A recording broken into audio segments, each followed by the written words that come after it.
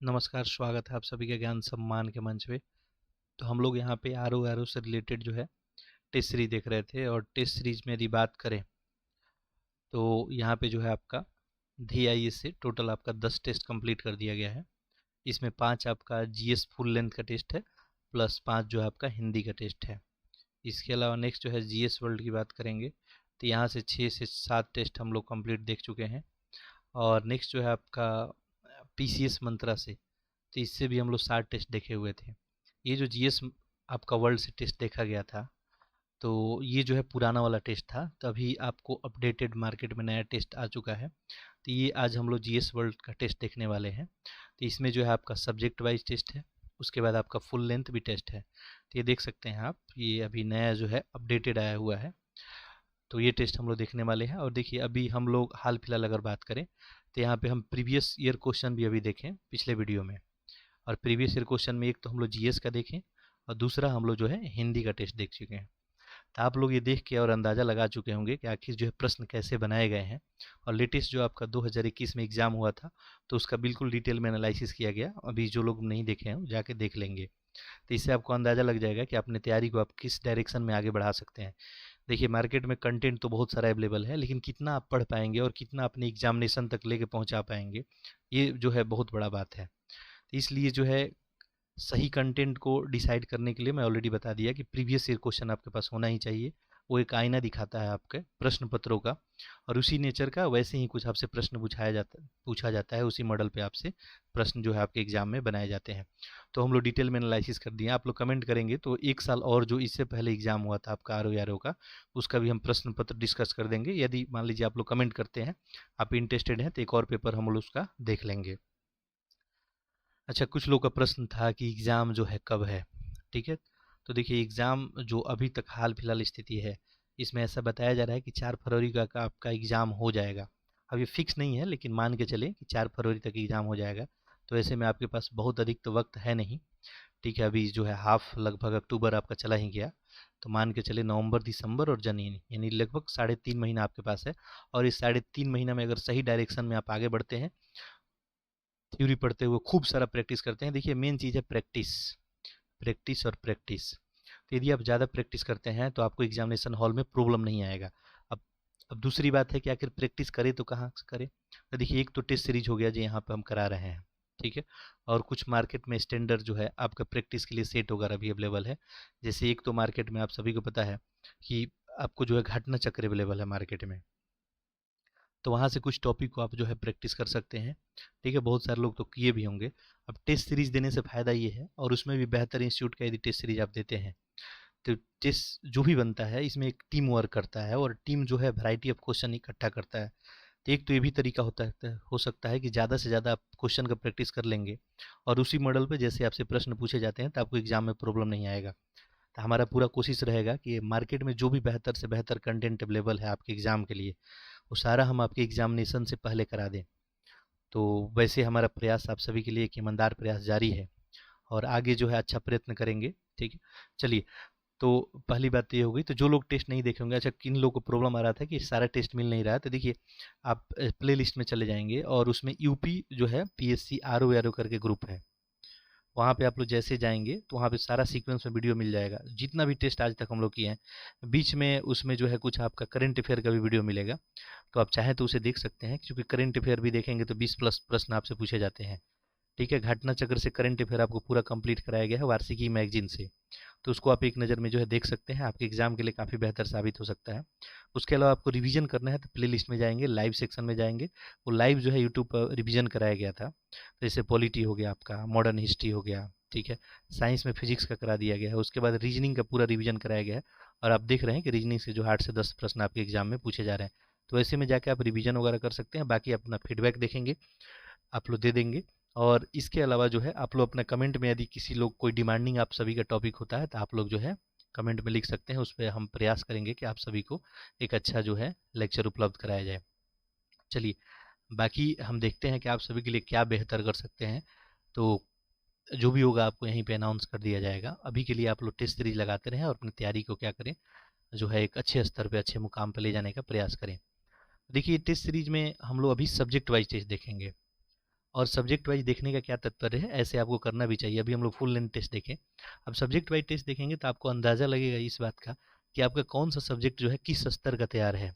कुछ लोग पहले से भी पढ़ाई कर रहे हैं, कुछ लोग अभी शुरुआत किए होंगे, कुछ लोग को 6 महीने हुआ होगा, कुछ लोग 1 साल से पढ़ रहे हैं। तो टेस्ट सीरीज देने के बाद आपको पता चल जाएगा कि आपका कौन सा पर्सन जो है थोड़ा वीक ज़्यादा दिख रहा है, तो उस पर आप ज़्यादा फोकस कर सकते हैं। ठीक है, तो ऐसे में सब्जेक्ट वाइज टेस्ट हम लोग देखने वाले हैं। ये जो टेस्ट नंबर 1 है आपका, तो ये तो जीएस वर्ल्ड का है और ये हिस्ट्री का टेस्ट है। ठीक है, तो इसमें हिस्ट्री, इंडियन हिस्ट्री है, प्लस एक और बात इसमें ये है 140 प्रश्न होगा और इसमें मैथ रीजनिंग का क्वेश्चन भी इंक्लूड किया गया है। ठीक है, तो 10 क्वेश्चन वो भी इंक्लूड किया गया है, बाकी सारा हिस्ट्री का क्वेश्चन होगा। तो जैसे मैं बताता हूँ कि आप अपने टाइम का जो है इफेक्टिव इस्तेमाल करें। ठीक है, एक आउटपुट आना चाहिए यदि आप टाइम एक्सपेंड कर रहे हैं। ठीक, तो आप लोग क्या करें, 1 से 140 नंबर तक नंबरिंग कर लें। ठीक, नहीं तो आपके पास OMR सीट है, बहुत अच्छी बात है। और हमारे साथ पैरेलल एक एक क्वेश्चन का आंसर करते जाएं। मैं बार बार एक बात बताया हूँ कि आप गलती करके सही करते हैं, आप ज़्यादा सीखेंगे। ठीक है, टेस्ट सीरीज से तो ही बात हो सकती है, आपको आएगा तो आपका रिवीजन होगा, नहीं आता है उसे सीख लेंगे।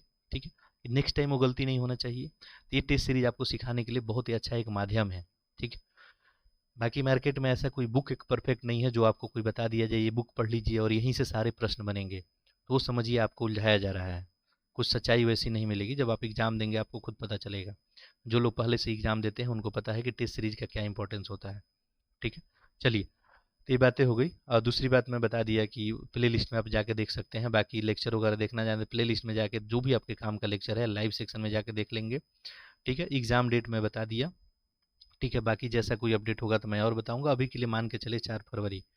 ठीक है, तो ये सब आप सभी का प्रश्न था। अब किन्हीं एक का प्रश्न था कि डेट वाइज बताना था कि बीजेपी कब स्टेबल हुआ, बीएसपी कब हुआ। ठीक है, आपका एसपी कब हुआ। तो देखिए मैं वन लाइन में एक बता देता हूँ, फिर अब हम लोग टेस्ट सीरीज स्टार्ट करते हैं। देखिए आप लोग को अगर कोई इन्फॉर्मेशन नहीं मिल रहा है, ठीक है, आपके पास एक अच्छा सोर्स अवेलेबल क्या है, गूगल है। तुरंत गूगल पर टाइप करेंगे आपको इन्फॉर्मेशन अप्रॉक्स सही ही मिल जाता है। देखिए बीएसपी की अगर बात करें, ठीक है, तो ये बीएसपी बहुजन समाज पार्टी एक राष्ट्रीय पार्टी है, आप सभी को पता है। 14 अप्रैल 1984 को ये पार्टी बनी थी, कांसीराम के द्वारा बनाया गया था।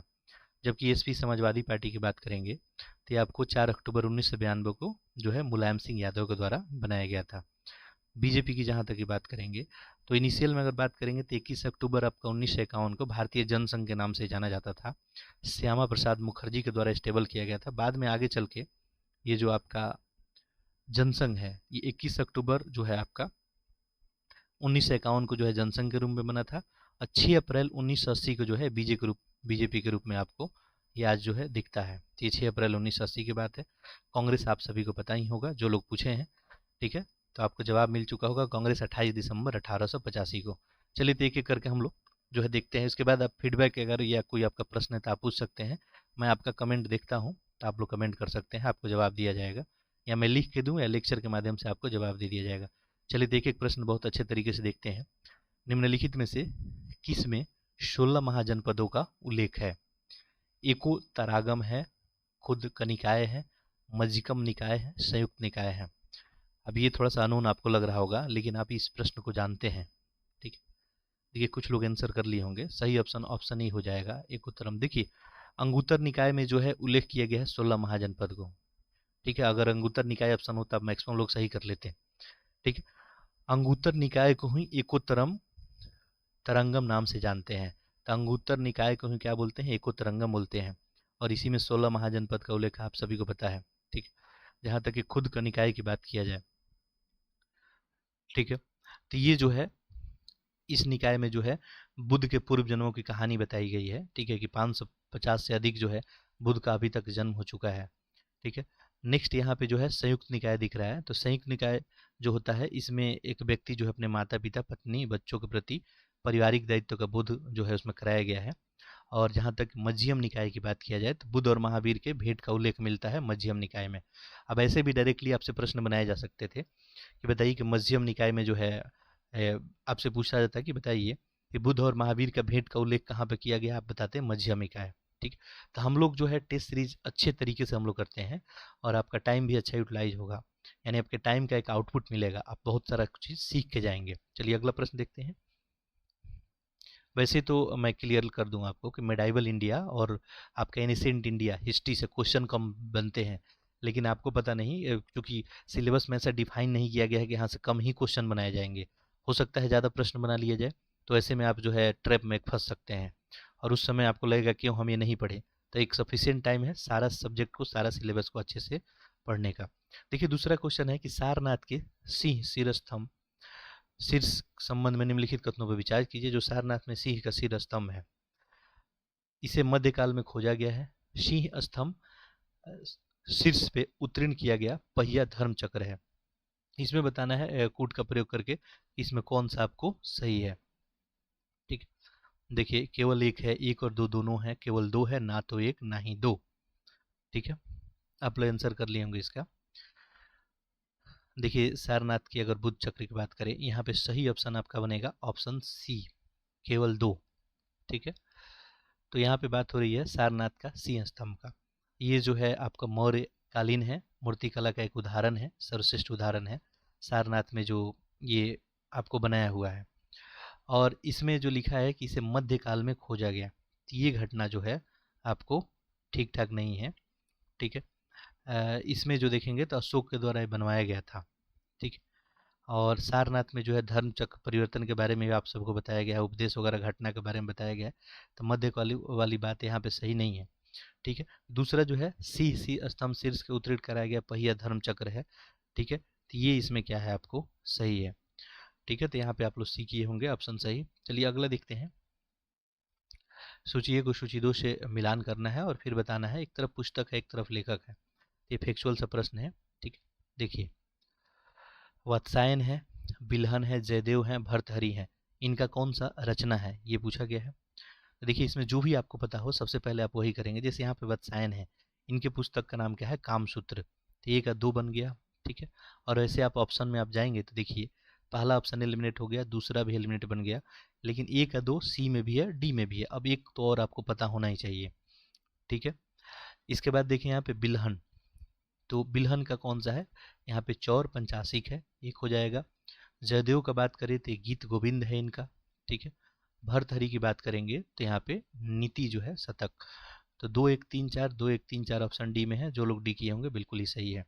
ठीक है, 7:30 बजे प्रक्ष जो है, 7:30 बजे प्रक्ष क्या 7:30 बजे ही आपको टेस्ट मिल जाता है, तो आप 7:30 बजे आके चाहे मॉर्निंग में दे सकते हैं या जब भी आप कंफर्टेबल है टेस्ट लगा सकते हैं। देखिए एक तरफ शहर है एक तरफ युग है, उपयुक्त में से कौन सा सही है ये आपको बताना है। ठीक है, देखिए तो चलिए यहाँ पे ऑप्शन आप सभी को दिख नहीं रहा होगा, क्लियरली दिख रहा होगा। कोटदीजी है, कालीबंगन है, लोथल है, आसान प्रश्न है। ठीक है, आप कर सकते हैं। ठीक है, देखिए यहाँ पे सही युग में कोटदीजी आरंभिक हड़प्पा युग है, कालीबंगन परिपक्व हड़प्पा है, लोथल उत्तर हड़प्पा है। ठीक है, तो हड़प्पा के बारे, सिंधु घाटी सभ्यता के बारे में आप सभी पढ़े होंगे, तो इसमें सारा युग में ही सही है, तो ऑप्शन सी बिल्कुल ही सही होगा। ठीक है, परिपक्व युग जो है हड़प्पा युगीन चरण में बड़े शहर इसमें उभर के आए थे और इसे में काली बंगा भी आपको देखने को मिला था। उत्तर हड़प्पा कालीन में जो पतन शुरू हो गया था उस समय की बात है, तो लोथल उस समय का ये है, तो ये भी सही था। ये अच्छा बिल्कुल ही बेहतरीन प्रश्न बनाया गया था। ठीक है, चलिए तो प्रश्न संख्या आप देखते हैं हम लोग 5। अच्छा, जिनको स्पीड स्लो लगे मान लीजिए तो यूट्यूब आपको ऑप्शन देता है, आप लोग चाहे तो स्पीड करके लेक्चर को देख सकते हैं। पुराणों में किस वंश के शासकों को आंध्रवृत्त कहा गया है। यदि आप बनाते हैं मेरे साथ पैरेलल तो आपके लिए टाइम अधिक नहीं लगेगा, सफिशिएंट रहेगा। तो यहाँ पे सही आंसर आपका क्या हो जाएगा, ऑप्शन ए सतवाहन। ठीक है, पुराणों में जो है आंध्र कर्णव, ठीक है, या सतवाहन जो वंश है, ठीक है, तो आंध्रवृत्त इन्हीं को कहा गया है, सतवाहन वंश को। ठीक, तो इन्हें जो है पुराणों में क्या कहा गया है, आंध्रभृत्य कहा गया है सतवाहन को। सतवाहन वंश भारत का जो है पुराना राजवंश में से एक है, 3री सदी से लेके लगभग इसका कहानी शुरू होता है। अगला देखिए, निम्नलिखित कथन विचार कीजिए, बताइए इसमें कौन सा सही है। आहत सिक्के को ही साहित्य में करसापण, पुराण, धरन, शतमान कहा गया है। सर्वप्रथम सिक्के पे लेख लिखवाने का कार्य हिंद एवं शासकों ने किया। इसमें बताना है कौन सा विकल्प आपको सही है। देखिए आप लोग आंसर कर लिए होंगे। पहला स्टेटमेंट बिल्कुल ही सही, आहत सिक्के को ही साहित्य में करसापण, पुराण, धरण, शतमान कहा गया है। सर्वप्रथम सिक्के पर लेख लिखवाने का कार्य हिंद एवं शासक ही शुरू किए थे, तो ये भी स्टेटमेंट क्या सही है। ऐसे में आप सभी को आंसर तो पता ही चल ही गया होगा। ठीक है, चलिए अगला देखते हैं प्रश्न संख्या 7। देखिए यहाँ पे क्या पूछा गया है, जैन धर्म में पुण्य ज्ञान के लिए केवल्य शब्द का प्रयोग किया गया है। कौन से केवल्य का? महावीर स्वामी को 12 वर्ष की कठोर तपस्या और साधना के पश्चात किस नदी के तट पे पुण्य केवल्य प्राप्त हुआ, यानी इनको ज्ञान की प्राप्ति कहाँ हुई? सिंपल सा ये बात पूछा गया है। वितस्ता है, पलासनी है, फल्गु है, ऋजुपालिका है, आप लोग आंसर कर लिए होंगे। सही आंसर इसका ऑप्शन डी ही होगा, ऋजुपालिका नदी के किनारे इनको जो है पुण्य ज्ञान हुआ और इसको बोला गया कि केवल्य की प्राप्ति हो गई और उसके बाद वो केवलिन बन गए। जैन धर्म की बात करेंगे, ठीक है, तो जैन धर्म के जो है संस्थापक तो नहीं थे, ठीक है, जैन धर्म लेकिन इन्हीं के समय जो है फेमस हुआ था।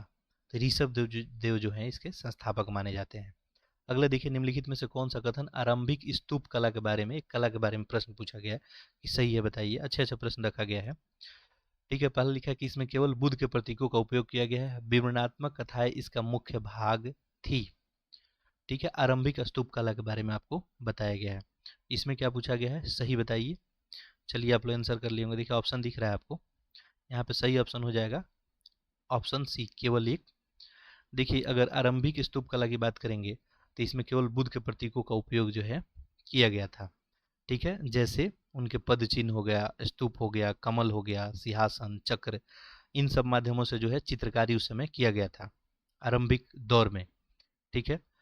जहाँ तक दूसरा है कि विवरणात्मक कथाएं इसका मुख्य जो है चित्रात्मक परंपरा की मुख्यतः सिनाटिक विवरणात्मक कथाएं थी, तो यहाँ पे जो है विवरणात्मक नहीं था, चित्रात्मक भी था, ऐसे में गलत हो गया था, ठीक है। चलिए बाकी आपको ये पता होना चाहिए कि आखिर ये ऑप्शन गलत हो रहा है तो क्यों हो रहा है, ठीक है। इस तरह से आप देखेंगे तो ज़्यादा से ज़्यादा गेन कर पाएंगे। भारत में प्रारंभिक ताम्र प्रशांत संस्कृति, आहार या बनास संस्कृति की खोज किस क्षेत्र में हुई थी? तो यहाँ पे है कि कांगड़ा क्षेत्र में, मेवाड़ के क्षेत्र में, ग्वालियर है, बुंदेलखंड है। सही इसका आंसर हो जाएगा मेवाड़ क्षेत्र में, ठीक है। ये जो आपका बनास घाटी या बंसवाड़ा, ये उदयपुर जो आपका क्षेत्र है मेवाड़ वाला, वहीं पे देखने को मिला था और इसका लगभग 100 स्थल खोजा गया है, ठीक है। राजस्थान वगैरह में इस संस्कृति आपको देखने को मिलता है। चलिए प्रश्न संख्या 10 देखते हैं।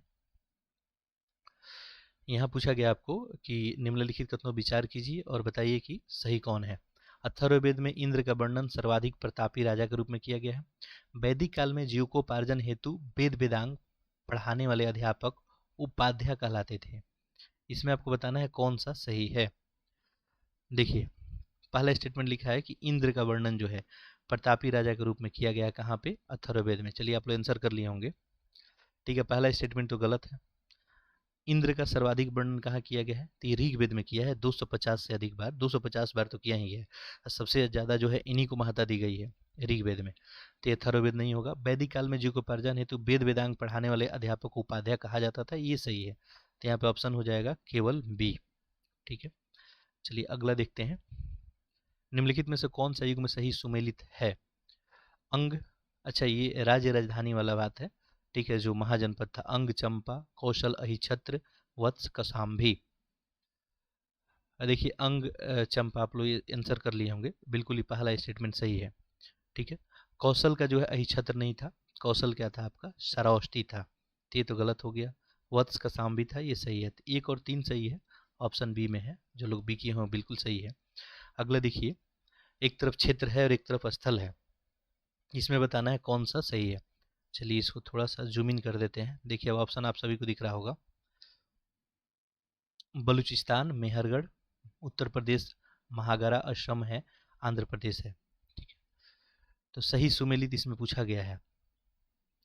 देखिए बलूचिस्तान जो है मेहरगढ़, ठीक है, उत्तर प्रदेश महागारा और असम शारुतारू, आंध्र प्रदेश पिकली हल। यहाँ पे सारा सही है। जो लोग ऑप्शन ए किए हैं बिल्कुल ही सही है उनका। अगला प्रश्न देखिए, ये पूछा गया कि निम्नलिखित में से कौन सा मंदिर या मंदिरों का निर्माण विजयनगर साम्राज्य के शासनकाल में किया गया है? एकरापंथ, चिदम्बरम, वरदराज। अब इसमें बताना है कौन सा सही है। तो ये कब का बात है? विजयनगर साम्राज्य के समय मंदिरों का निर्माण, ठीक है। तो यहाँ पे जो है ऑप्शन आप लोग कर लिए होंगे, सही ऑप्शन है ऑप्शन डी, सारा ही सही है। एकरापंथनाथ की बात करें, चिदम्बरम, वरदराज, ये सब विजयनगर साम्राज्य के शासनकाल में ही इसका निर्माण हुआ है।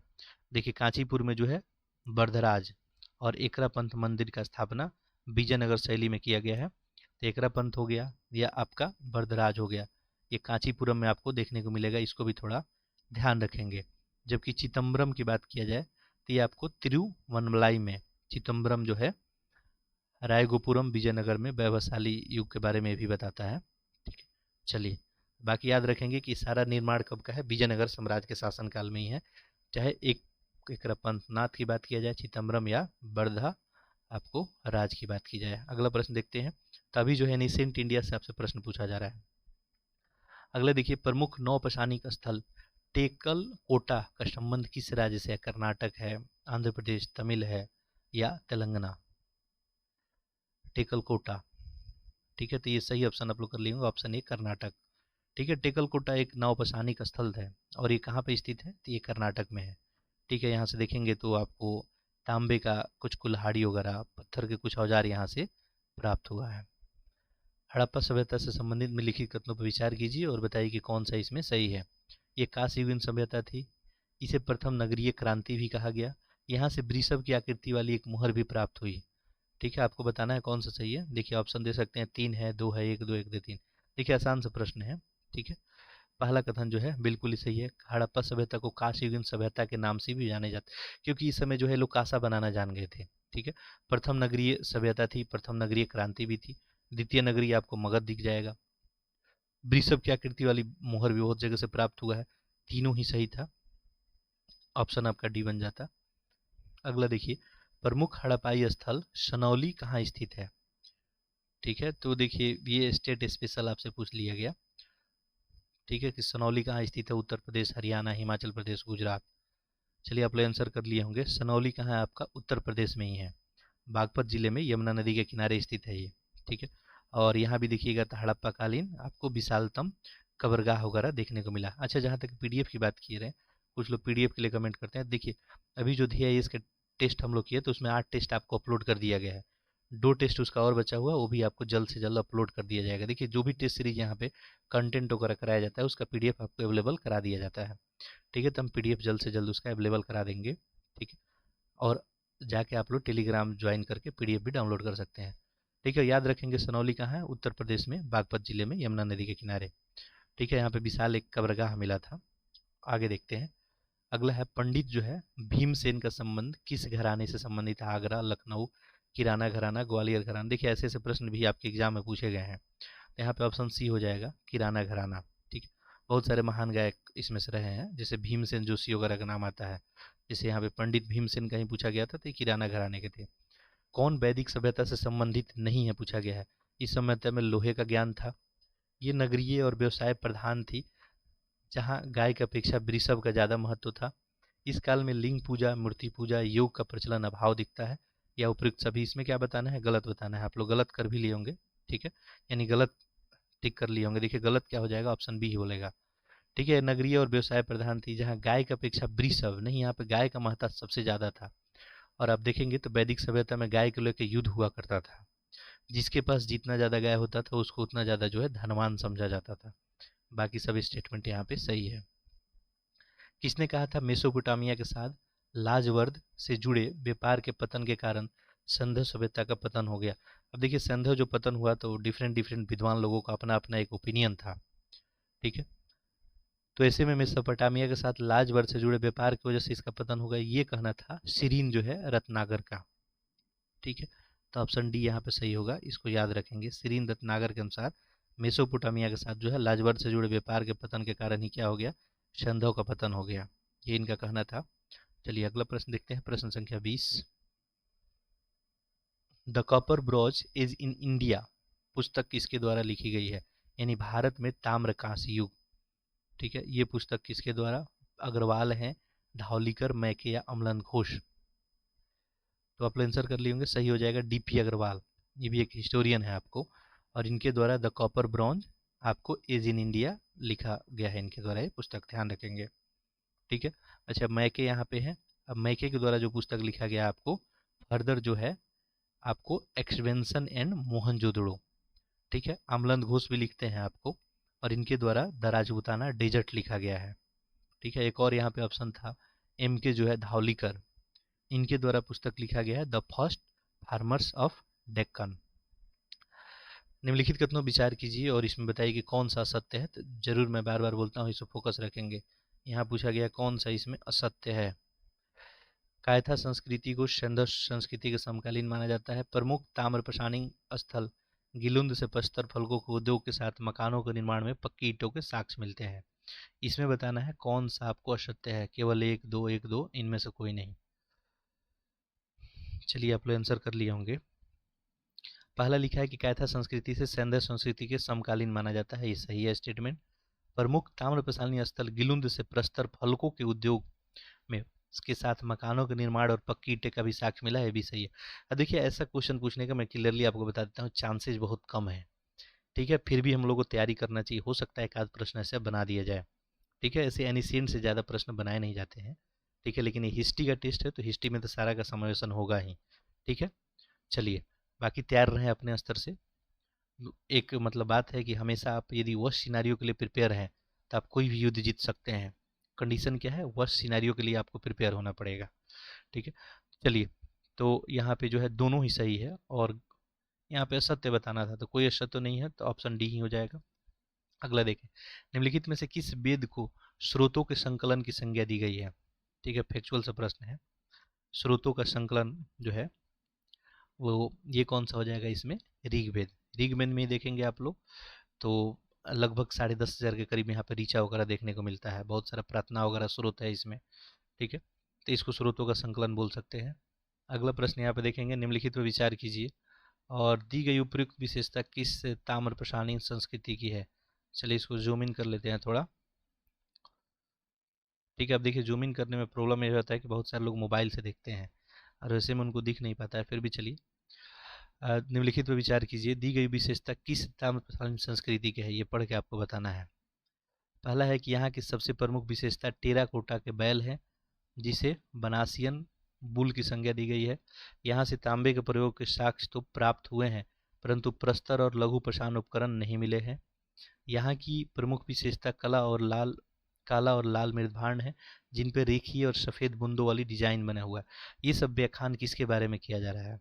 चलिए, तो ये सारा व्याख्यान आहार संस्कृति के बारे में है, क्योंकि यहाँ पे टेराकोटा का बैल मिला है। ठीक है, तांबे का प्रयोग का साक्ष्य भी मिला है यहाँ पे, साथ साथ काला और लाल जो है मृदभांड वगैरह भी मिला है।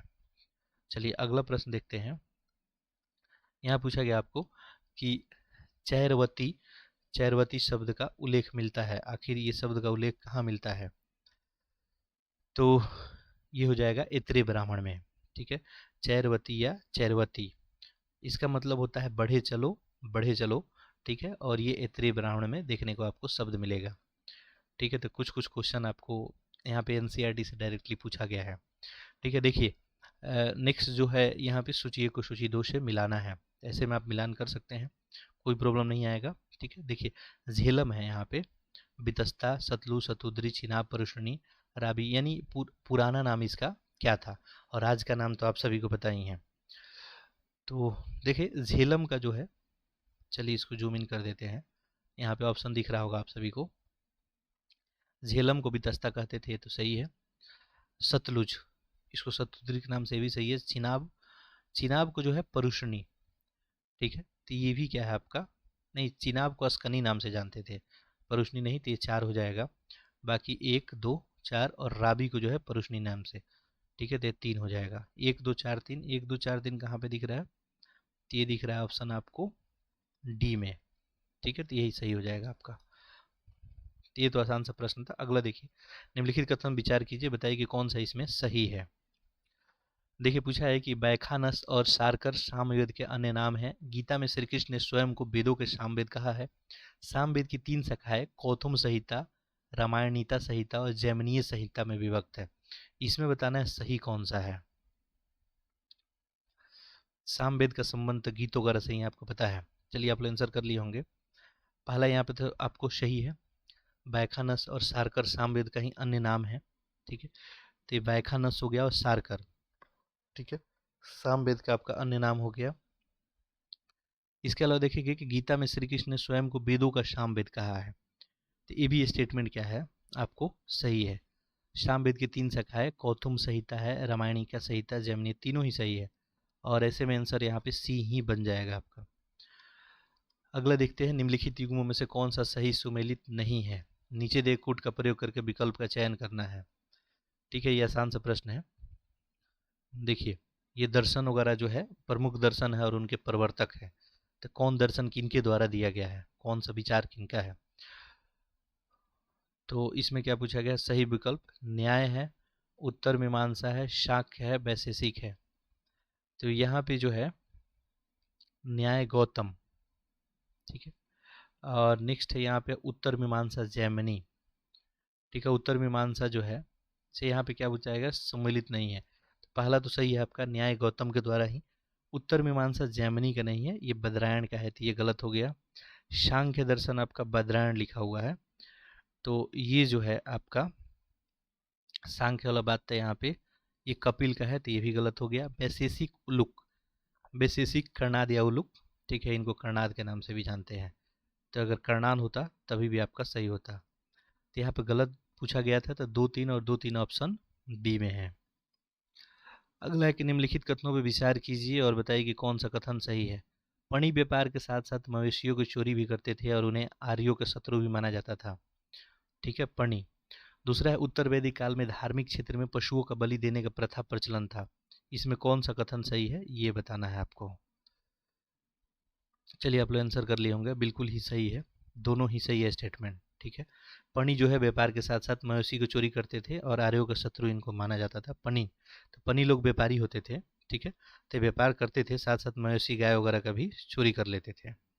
ठीक है, जहाँ तक दूसरा स्टेटमेंट है, तो उत्तर वैदिक काल में धार्मिक क्षेत्र में पशुओं का बलि देने का प्रथा आरंभ हो गया था। ठीक है, ये भी बात सही था। देखते हैं प्रश्न संख्या 29। देखिए, निम्नलिखित मंदिरों का कौन सा विजयनगर में स्थित है। विठल स्वामी है, हाजरा रामा स्वामी है, केवल दो, दोनों, केवल एक, कोई नहीं। तो विजयनगर साम्राज्य का मंदिर यहाँ पे पूछा गया है। ठीक है, तो विठल स्वामी हो गया और हाजरा स्वामी दोनों ही है, तो ऑप्शन यहाँ पे आपका बी बन जाएगा। अगला देखिए, आसान सा प्रश्न है। दूसरा जो है, बौद्ध संगति की अध्यक्षता किसके द्वारा किया गया था।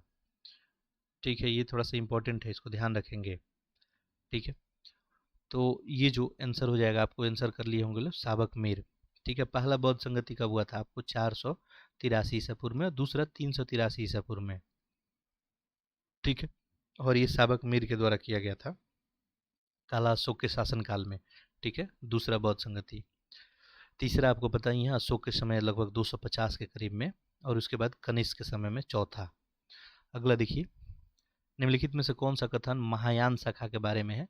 तो ये महायान शाखा के बारे में बताना है। नीचे दिए कूट के हेल्प से आपको सही उत्तर बताना है। ऑप्शन यहाँ पे देख सकते हैं, 2 है, 2, 3 है, केवल एक है, 1, 2, 3 है। चलिए देखते हैं। पहला है कि इसमें साहित्य संस्कृत भाषा में लिखा गया महायान में। ठीक, देखिए आपको पता है कि बौद्ध धर्म आगे चल के 2 भागों में बटा था, एक महायान, एक हीनयान।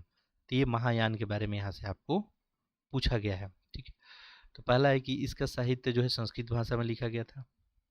दूसरा है, मूर्ति पूजा और भक्ति में विश्वास नहीं था। इसमें बुद्ध को एक महापुरुष के रूप में दर्शाया गया है। इसमें आपसे क्या पूछा गया है, सही पूछा गया है। महायान बुद्ध को एक देवता के रूप में जानते थे, तो महापुरुष के बारे में जानते नहीं थे, तो ये तो सही नहीं होगा। ठीक है, बाकी जो है साहित्य लिखा है कि संस्कृत में लिखा हुआ है। ठीक है, तो साहित्य जो है संस्कृत भाषा में ही लिखा गया था, ये बात यहाँ पे सही है। मूर्ति पूजा और भक्ति में विश्वास नहीं था। मूर्ति पूजा की बात करें या, तो यहाँ पे इसका तो उल्लेख है, तो ये भी गलत हो जाएगा। सही पूछा गया था तो केवल एक, और केवल एक है ऑप्शन सी में। ठीक है, क्लियर होगा। देखिए, महायान वाले जो थे, शाखा वाले लोग, तो ये जो है मूर्ति पूजा और ये सब विधान वगैरह, मोक्ष वगैरह में ये लोग बिलीव करते थे। ठीक है, और ये महायान वाले जो लोग थे, ये आपको बुद्ध को जो है देवता के रूप में, जबकि हीनयान बुद्ध को क्या, महापुरुष के रूप में देखते हैं। ठीक है, ये बात ध्यान रखेंगे। चलिए, तो आगे बढ़ते हैं हम लोग। कौन बौद्ध धर्म के पतन के कारणों से संबंधित है। बौद्ध धर्म के कर्मकांडों का प्रारंभ होना, बौद्ध भिक्षुओं का आम लोगों के जीवन से दूर जाना, जीवन से दूर जाना सही है, बौद्ध विहारों में कुरीतियाँ, या उपरोक्त सभी, या आखिर बौद्ध धर्म आखिर इतना अच्छा पनपा था, तो इसके पतन का क्या कारण बना था। देखिए, बौद्ध धर्म में कर्मकांड आ गया था बाद में, आप सभी को पता है, ये भी पतन का कारण था। बौद्ध भिक्षुओं का आम लोगों के साथ जीवन से दूर जाना, ये भी था। बौद्ध विहारों की कुरीतियाँ भी आ गई थी, पहले से सब कारण था, तो ऑप्शन यहाँ पे डी बनेगा। ठीक है, इसमें आपको लेन देन वगैरह भी भारी मात्रा में क्रम कांड आ गया था, यानी जो पहले वैदिक धर्म में आपको देखने को मिल रहा था वो सब सारा चीज इसमें आ गया था। कुछ शासकों के द्वारा विरोध भी किया गया था। ठीक है, मूर्ति पूजा भी प्रारंभ हो गया था, अब मूर्ति पूजा दान वगैरह प्रारंभ हो गया था, और ये सब बौद्ध धर्म के पतन का एक मुख्य कारण था। निम्नलिखित में से किस स्थान पे जैन संगति का आयोजन हुआ था? राजगिरी, पाटलिपुत्र, वैशाली या बल्लवी? देखिए, दो ही जैन संगति हुआ है, बौद्ध संगति 4 हुआ। ठीक है, 2 हुआ था, तो इसमें आप देखें कि पूछा है कि कहाँ हुआ है, आप लोग आंसर कर लिए होंगे, बल्लवी गुजरात हो जाएगा। और इसमें क्लियरली मेंशन किया था कि किस स्थान पे जैन संगति का आयोजन हुआ। एक बल्लवी में हुआ था, दूसरा गुजरात में। ठीक है,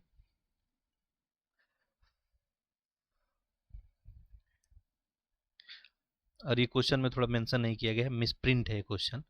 ठीक है, यहाँ पे पूछना चाहिए इसको द्वितीय बौद्ध संगति। ठीक है, तो द्वितीय बौद्ध संगति जो है आपका बल्लवी गुजरात हो जाता है। ठीक, अब आप लोग बताएंगे कमेंट में लिख के पहला बौद्ध संगति कहाँ हुआ था, उसका आयोजन। ठीक है, पहले बौद्ध संगति का आयोजन कहाँ हुआ था, आप सभी को बताना है। थोड़ा सा वेट करेंगे, पीडीएफ थोड़ा सा यहाँ पे, चलिए, पीडीएफ में कभी कभी थोड़ा मोड़ा प्रॉब्लम तो आते रहता है। देखिए, जैन धर्म के संबंधित निम्नलिखित कथनों विचार कीजिए। महावीर स्वामी का पहला शिष्य स्वयं उनका दामाद ही था। महावीर स्वामी ने अपने उपदेश संस्कृत भाषा में दिए थे। असत्य आपको बताना है कि कौन सा इसमें गलत है। देखिए, ऑप्शन वैसे ही है, 1 2 है, केवल 2, केवल 1, कोई नहीं, आप लोग बिल्कुल ही बता सकते हैं। ठीक है, आसान सा प्रश्न है ये। देखिए, गलत ढूंढना है ना, तो इनका पहला शिष्य इनका स्वयं का दामाद ही था, ये तो बात सही है। ठीक है, तो ये सही हो गया। महावीर स्वामी अपना उपदेश संस्कृत भाषा में, बिल्कुल ही नहीं। ठीक है, तो ये क्या हो जाएगा, आपको गलत हो जाएगा। जमाली इनका पहला शिष्य था, जो इनका दामाद था, ये बात ध्यान रखेंगे। और जनरली जो है महावीर स्वामी का उपदेश वगैरह जो होता था, लोकल जो वहाँ का भाषा होता था उसी में, संस्कृत भाषा में नहीं दिया करते थे। तो यहाँ पे गलत पूछा गया था, गलत है यहाँ पे आपका केवल 2, तो ऑप्शन बी कर लेंगे सही। अगला देखिए, सूची 1 को सूची 2 से सुमेलित करना है और इसमें बताना है आपको। चलिए देखते हैं। सेंडोकोटस, एंडोकोटस, सैंडजाकोप्टस, ब्रिसल, ये मतलब किनको इस नाम से जनरली जो है जाना जाता था। देखिए, तो यहाँ पे हो जाएगा आपका सेंडोकोटस जस्टिन, एक हो गया, एंड्रोकोटस एरियन, और सैंडजाकोप्टस ये पिलार्कस, ये भी सही है, और ब्रिसाल ये मुद्रा राक्षस। तो यहाँ पे ए ही हो जाएगा, 1 2 3 4। अगला देखिए, असत्य कथन का पहचान करना है इसमें से। देखा, अशोक का अभिलेख केवल खरोष्टी और ब्राह्मी लिपि में है। साहबजड़ी का शिलालेख जो अशोक के संबंधित है, पाकिस्तान में है। कौटिल्य ने अर्थशास्त्र में कृष्ट माने जुती हुई और अकृष्ट बिना जुती हुई और स्थल ऊंची भूमि के लिए उल्लेख किया है। इसमें आपको क्या बताना था, इसमें बताना है असत्य कौन सा है। तो देखिए, पहला स्टेटमेंट यहाँ पे क्या हो जाएगा, गलत हो जाएगा। अशोक के अभिलेख यहाँ पे केवल वर्ड यूज कर दिया है कि केवल खरोष्टी और ब्राह्मी लिपि में ही है, बिल्कुल ही बात ये गलत है। देखिए, जिस रीजन में जाएंगे उस भाषा में वहाँ पे लिखा गया, तो चाहे ब्राह्मी हो गया, खरोष्टी हो गया, यूनानी हो गया, अरमाइक हो गया, सारे भाषा में आपको अभिलेख देखने को मिलेगा। एक बात ध्यान देंगे, जहाँ केवल वाला स्टेटमेंट अगर लग जाएगा तो उसे थोड़ा ध्यान से पढ़ेंगे। ठीक है, तो ये आपका गलत हो गया, बाकी सब सही है। साहबगढ़ी का शिलालेख एक सब कहाँ है, पाकिस्तान में है। कौटिल्य के अर्थशास्त्र के में देखेंगे तो कृष्ट जो है जुती हुई खेतों के लिए, अकृष्ट जो है बिना जुती हुई खेतों के लिए, और स्थल जो है ऊंची भूमि के लिए प्रयोग किया गया था। भारत में कुषाण शक्ति का वास्तविक संस्थापक किसे माना जाता है? कनिष्क है, कुजुल कटफिसिस, भीम कटफिसिस या होस्क है? तो यहाँ पे सही आंसर क्या हो जाएगा, ऑप्शन सी भीम कटफिसिस। ठीक है, कुजुल यहाँ पे भीम कटफिसिस ही सही उत्तर आपका माना जाएगा।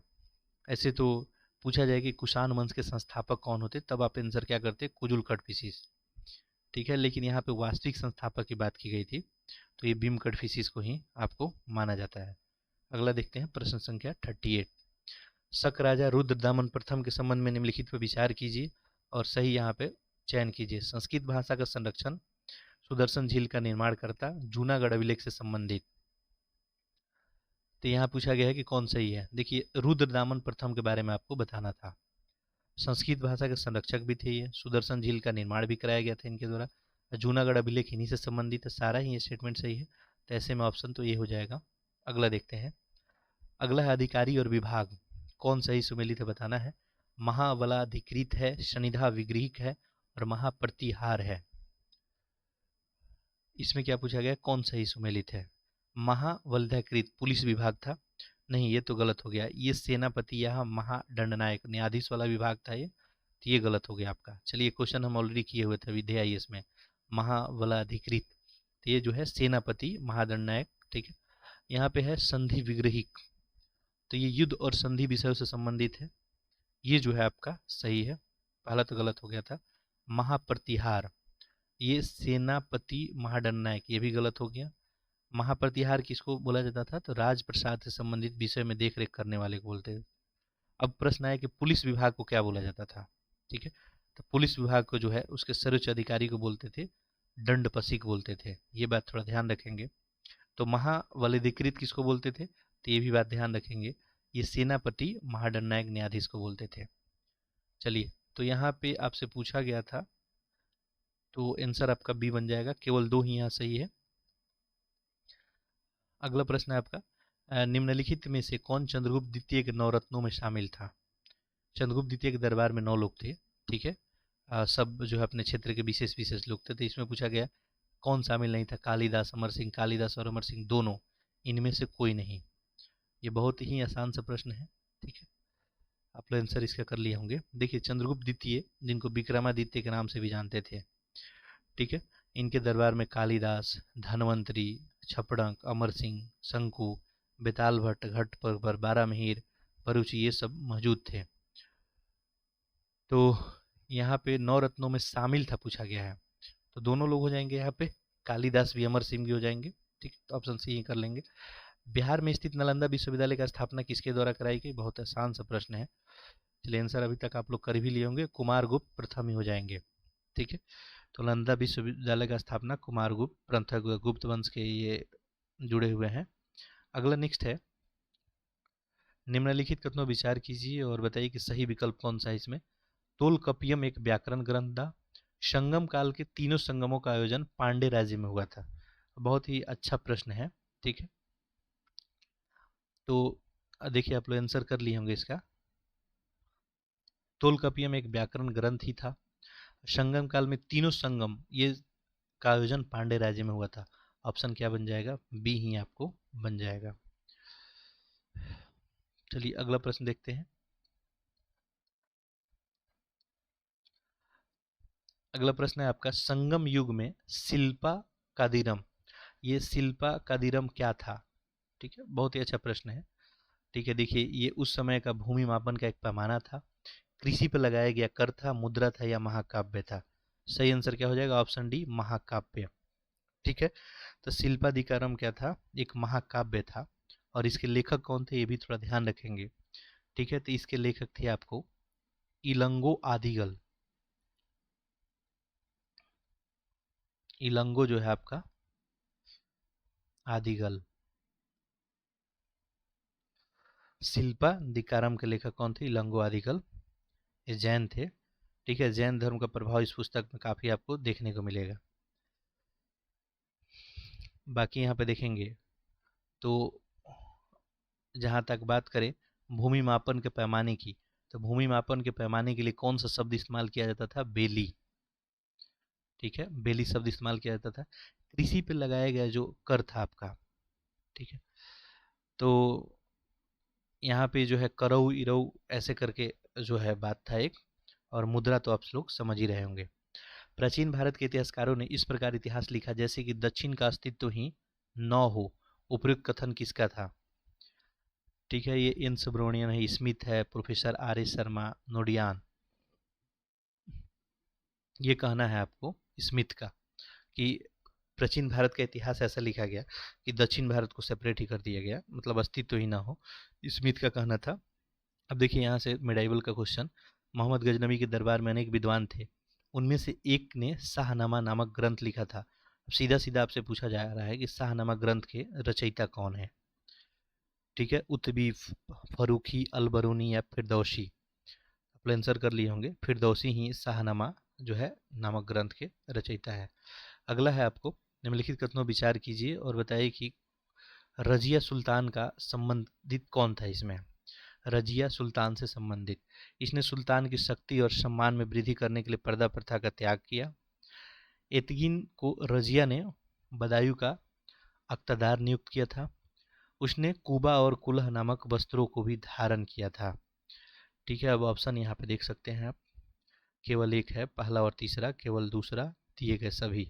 रजिया सुल्तान जो पहली महिला सुल्तान बनी थी, ठीक है, गुलाम वंश में आती हैं, और गुलाम वंश में देखेंगे तो इल्तुतमिश के मरने के बाद ये उपरांत जो है रजिया सुल्तान सुल्तान बनती है, पहली मुस्लिम शासिका होती है।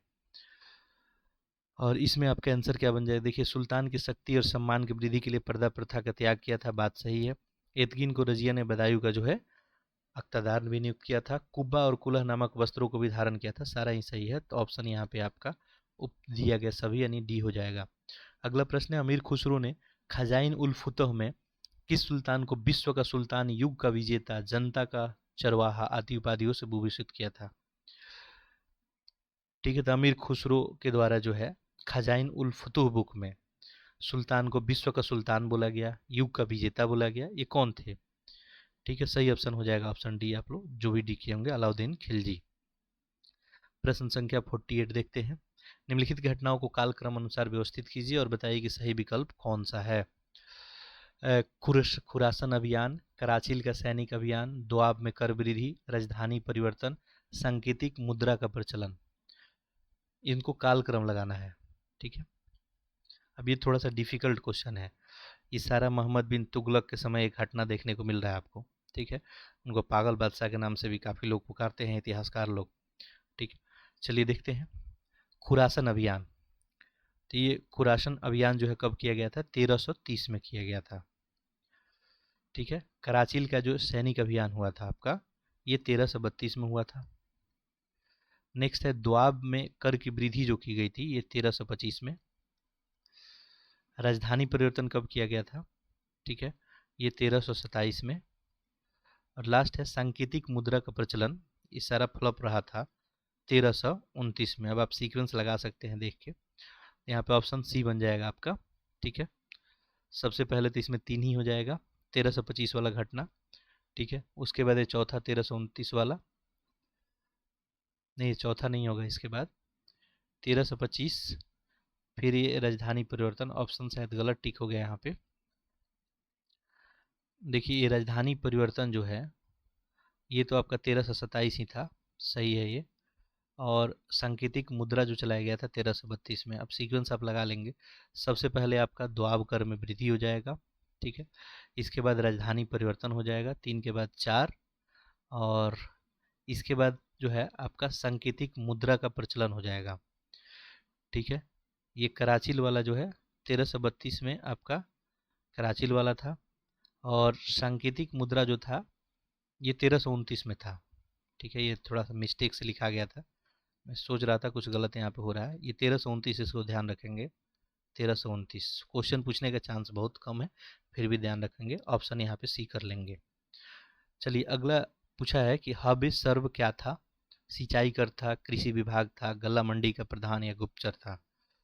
आप आंसर कर लिए होंगे, ऑप्शन ए हो जाएगा, सिंचाई कर था। ये फिरोज तुगलक के समय ये हब सर्व नामक जो है सिंचाई पे लगाया गया कर, ये भूमि उपज का लगभग 10% होता था।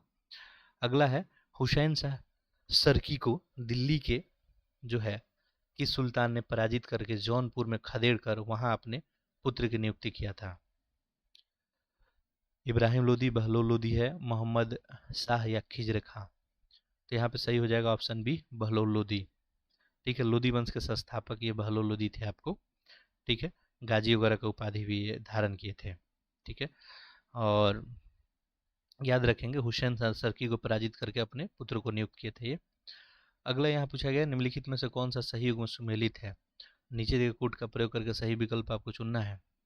दीवाने मुस्तखराज, दीवाने कोही, दीवाने आरिज, पुराना रिपीटेड क्वेश्चन है ये।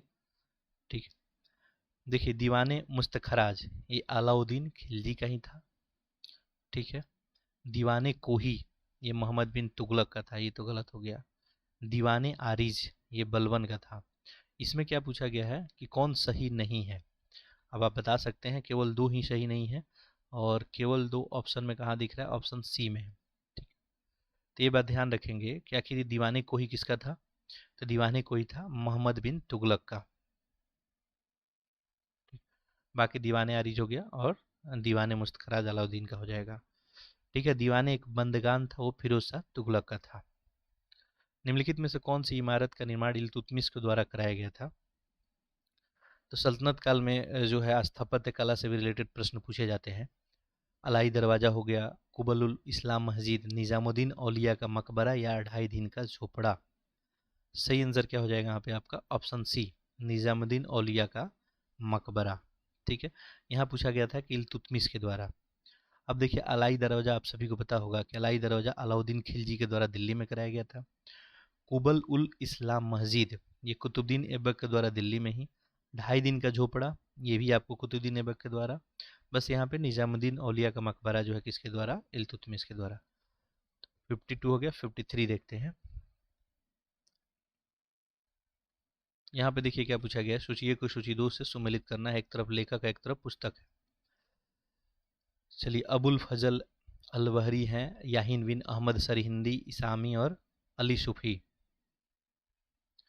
देखिए इसमें बहुत सारा कुछ आपको इस टेस्ट में सीखने को मिलेगा। ठीक है, अबुल फजल अलवहरी, ठीक है, इनका पुस्तक कौन था, तारीखे मसूदी। तारीखे मसूदी 2 में दिख रहा है, तो एक तो 2 बनेगा। याहिन याहिया बिन अहमद सरहिंदी, तो इनका जो था तारीखे मुबारक शाही। और इसामी फुतुह उस सलातिन, ये 3 हो जाएगा। अली सूफी ये चचनामा हो जाएगा। तो 2 4 3 1 इंडिविजुअल याद रखेंगे सबको, 2 4 3 1 ऑप्शन बी में है। अगला देखते हैं, निम्नलिखित कथनों विचार कीजिए और बताइए कौन सा सही है। अशराफ और अजलाफ सल्तनत कालीन समाज में व्याप्त 2 वर्ग थे। सल्तनत काल में सुल्तान काजियों और मुफ्तियों की सहायता से न्याय का कार्य देखता था, और ये दोनों ही पद वंशानुगत होते थे। शासन प्रशासन से प्रश्न है, पूछा गया कौन सा, केवल 1, केवल 2, 1 2, या ना तो 1 ना ही 2। देखिए तो समाज में 2 वर्ग बन गया था आपको सल्तनत काल में, एक अशराफ था और एक अजलाफ था। ठीक है, अशराफ अमीर, वो वर्ग जो है अमीर वर्ग था। ठीक है, ऊंचे लोग होते थे। और अजलाफ जो होता था निम्न वर्गीय भूमिहीन मजदूर वगैरह को बोला जाता था अजलाफ। ठीक है, और अशराफ क्या होता था, ऊंचे वर्ग के लोग होते थे। ठीक है, तो ये बात सही है, समाज 2 भागों में बटा था। जहाँ तक बात है न्याय देने की, तो सुल्तान लोग जो है काजी और मुफ्तियों की सहायता से न्याय देने का काम करते थे, और ये पद वंशानुगत भी हो गया था। दोनों सही है, ऑप्शन यहाँ पे सी ही बन जाता। फिर सूची को सूची 2 से सुमेलित करना है। एक तरफ राज्य है और एक तरफ राजवंश है। ठीक है, बरार, बीजापुर, अहमदनगर, गोलकुंडा। देखिए बरार में तो इमाद शाही, तो एक ही हो जाएगा। बीजापुर आदिल शाही, अहमदनगर ये यहाँ पे आपको गोलकुंडा है कुतुब शाही, ये भी सही है। अहमदनगर यहाँ पे निजाम शाही हो जाएगा। तो 1 2 3 4 ऑप्शन यही हो जाएगा, सब सही सुमेलित है यहाँ पे। चलिए अगला देखते हैं, प्रश्न संख्या 56। देखिए यहाँ पे क्या पूछा गया है, बाबर ने किस युद्ध में सर्वप्रथम उस्मानी विधि यानी रूमी विधि का प्रयोग किया था। ठीक है, यहाँ पूछा गया पानीपत के पहला युद्ध में, खानवा का युद्ध, चंदेरी के युद्ध, घाघरा के युद्ध में। ठीक है, ऑप्शन आप लोग सही किए होंगे, ऑप्शन नहीं होगा, पानीपत के पहले युद्ध में। पानीपत का पहला युद्ध कब होता है आपका, 1526 में। ठीक है, और बाबर जो है इसमें तुलगुमा युद्ध पत्ती यूज किया गया था, तुलगुमा युद्ध पत्ती। ठीक है, तो और तथा इसमें तोपों को जो है सजाने का उस्मानी विधि बोलते थे, तो उस्मानी विधि का भी प्रयोग किया गया था। ठीक है, तो ये बात याद रखेंगे, दोनों बात याद रखेंगे। एक तो पहला बात कि तुलगुमा युद्ध पद्धति, और दूसरा उस्मानी विधि, ये दोनों प्रयोग किया गया था कब, ये पहले पानीपत के युद्ध में। निम्नलिखित कथनों विचार कीजिए और इसमें सही बताना है आपको। ठीक है, अच्छा ये सब किसके बारे में है ये बताना है। इसने दिल्ली के नज़दीक यमुना नदी के किनारे एक शहर का निर्माण कराया था। इसके साम्राज्य काल में ही मलिक मोहम्मद जैसी द्वारा प्रसिद्ध हिंदी कृति पद्मावत लिखी गई। इसने शुद्ध चांदी का रुपया और तांबे का दम चलाया था। आखिर ये कौन था, किसके बारे में बताया गया है, बाबर, शेरशाह सूरी, अकबर, फिरोज शाह तुगलक। चलिए आप लोग आंसर कर लिए होंगे। सही आंसर क्या हो जाएगा यहाँ पे? Shershah Suri, option B. अब शेरशाह सूरी के बारे में आप सबको पता ही होगा, चौसा फिर बिलग्राम कन्नौज का युद्ध हुआ, इसके बाद ये शेरशाह सूरी दिल्ली का जो है सुल्तान बन गया। ठीक है, दिल्ली के नज़दीक यमुनानगर के किनारे शहर का भी निर्माण कराया गया था। ठीक है, इसके बाद जो है मलिक मोहम्मद जैसी के द्वारा जो है पद्मावत लिखा गया था, शुद्ध चांदी का रुपया और तांबे का दाम चलाया गया था। सारा ही बात सही है। अगला देखिए, धर्मत का युद्ध किसके मध्य लड़ा गया था? अच्छा प्रश्न है। औरंगजेब दारा है, शाही सेना शाह सुजा, औरंगजेब शाही सेना के मध्य दारा। देखिए धर्मत का लड़ाई, तो ये धर्मत का लड़ाई जो है ये औरंगजेब और शाही सेना के मध्य जो है आपको लड़ा गया था। अगला देखते हैं, ये कथन कारण है, मुगल सम्राट की पूर्ण आंतरिक तथा बाह्य संप्रभुता थी।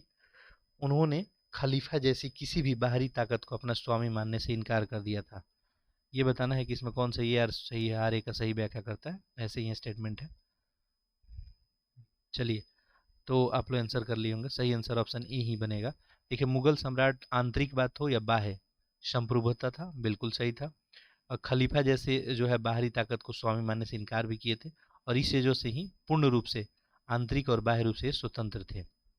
अगला है आपको, भीमबेटका गुफाएं निम्न पूरा पाषाण युग, मध्य पूरा पाषाण युग से लेकर ताम्र पाषाण युग तक मानव विकास की निरंतरता को दर्शाती है, क्यों आखिर?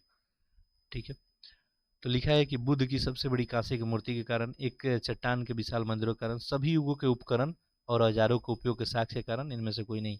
ऑप्शन आपको पता ही चल गया होगा, बहुत आसान ऑप्शन था इसका। तो भीमबेटका का गुफा देखेंगे तो चाहे निम्न पूरा पाषाण काल हो, मध्य हो या ताम्र पाषाण काल, सबका यहाँ पे कुछ ना कुछ आपको देखने को मिलता है, उपकरण औजार वगैरह। चलिए अगला देखते हैं, प्रश्न संख्या 61। ये पूछा कि यहाँ पे उत्तर प्रदेश के निम्नलिखित में से कौन सा स्थल हड़प्पा सभ्यता के पूर्वी सीमा बनाता था?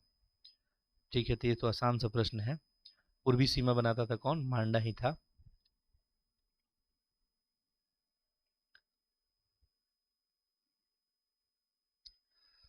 मांडा तो नहीं होगा यहाँ पे, सॉरी, मांडा तो दक्षिणी सीमा बनाता था। ठीक है, अगर ये मान लीजिए आपका ये हड़प्पा सभ्यता हो गया, तो पूर्वी सीमा यहाँ पे पूछा गया था। ठीक है, तो पूर्वी सीमा तो आलमगीर ही पूर्व हो जाएगा यहाँ पे, ऑप्शन बी। ठीक है, मांडा तो आपको जम्मू कश्मीर में बन जाएगा, ये उत्तरी सीमा बनाएगा मांडा आपका। अगले देखिए, उत्तर प्रदेश में अवस्थित निम्नलिखित में से किस महाजनपद का संबंध वर्तमान मथुरा से था? वर्तमान का मथुरा, चेदी, वत्स, शूरसेन, कौशल। सही आंसर किए होंगे आप लोग, शूरसेन ही होगा। युगों में से कौन सा सही सुमेलित नहीं है? लखनऊ का अधिवेशन रमेश चंद्र दत्त, इलाहाबाद मोतीलाल नेहरू, कानपुर सरोजिनी नायडू, मेरठ आचार्य जेबी कृपलानी। इसमें बताना है आपको कौन सही नहीं है। देखिए, सब कांग्रेस का अधिवेशन वगैरह दिया है, और लखनऊ का जो अधिवेशन था रमेश चंद्र दत्त थे, इनके द्वारा अध्यक्षता किया गया था, सही है। कानपुर में सरोजिनी नायडू थी, मेरठ में जेबी कृपलानी थे, तो गलत ऑप्शन बी ही बनेगा। ठीक है, ये इलाहाबाद वाला अधिवेशन आपका। ठीक है, तो इलाहाबाद का जो 25वां अधिवेशन, ऐसे तो ये मोतीलाल नेहरू, हाँ गलत है, बिल्कुल यही सही है। इलाहाबाद का ये जो अधिवेशन था, ये जो है जॉर्ज र्यूले के द्वारा किया गया था। बाकी जो है आगे चल के इलाहाबाद में फिर एक और अधिवेशन हुआ था आपका, तो वो जो है इसमें विमोश चंद्र आपको अध्यक्ष थे।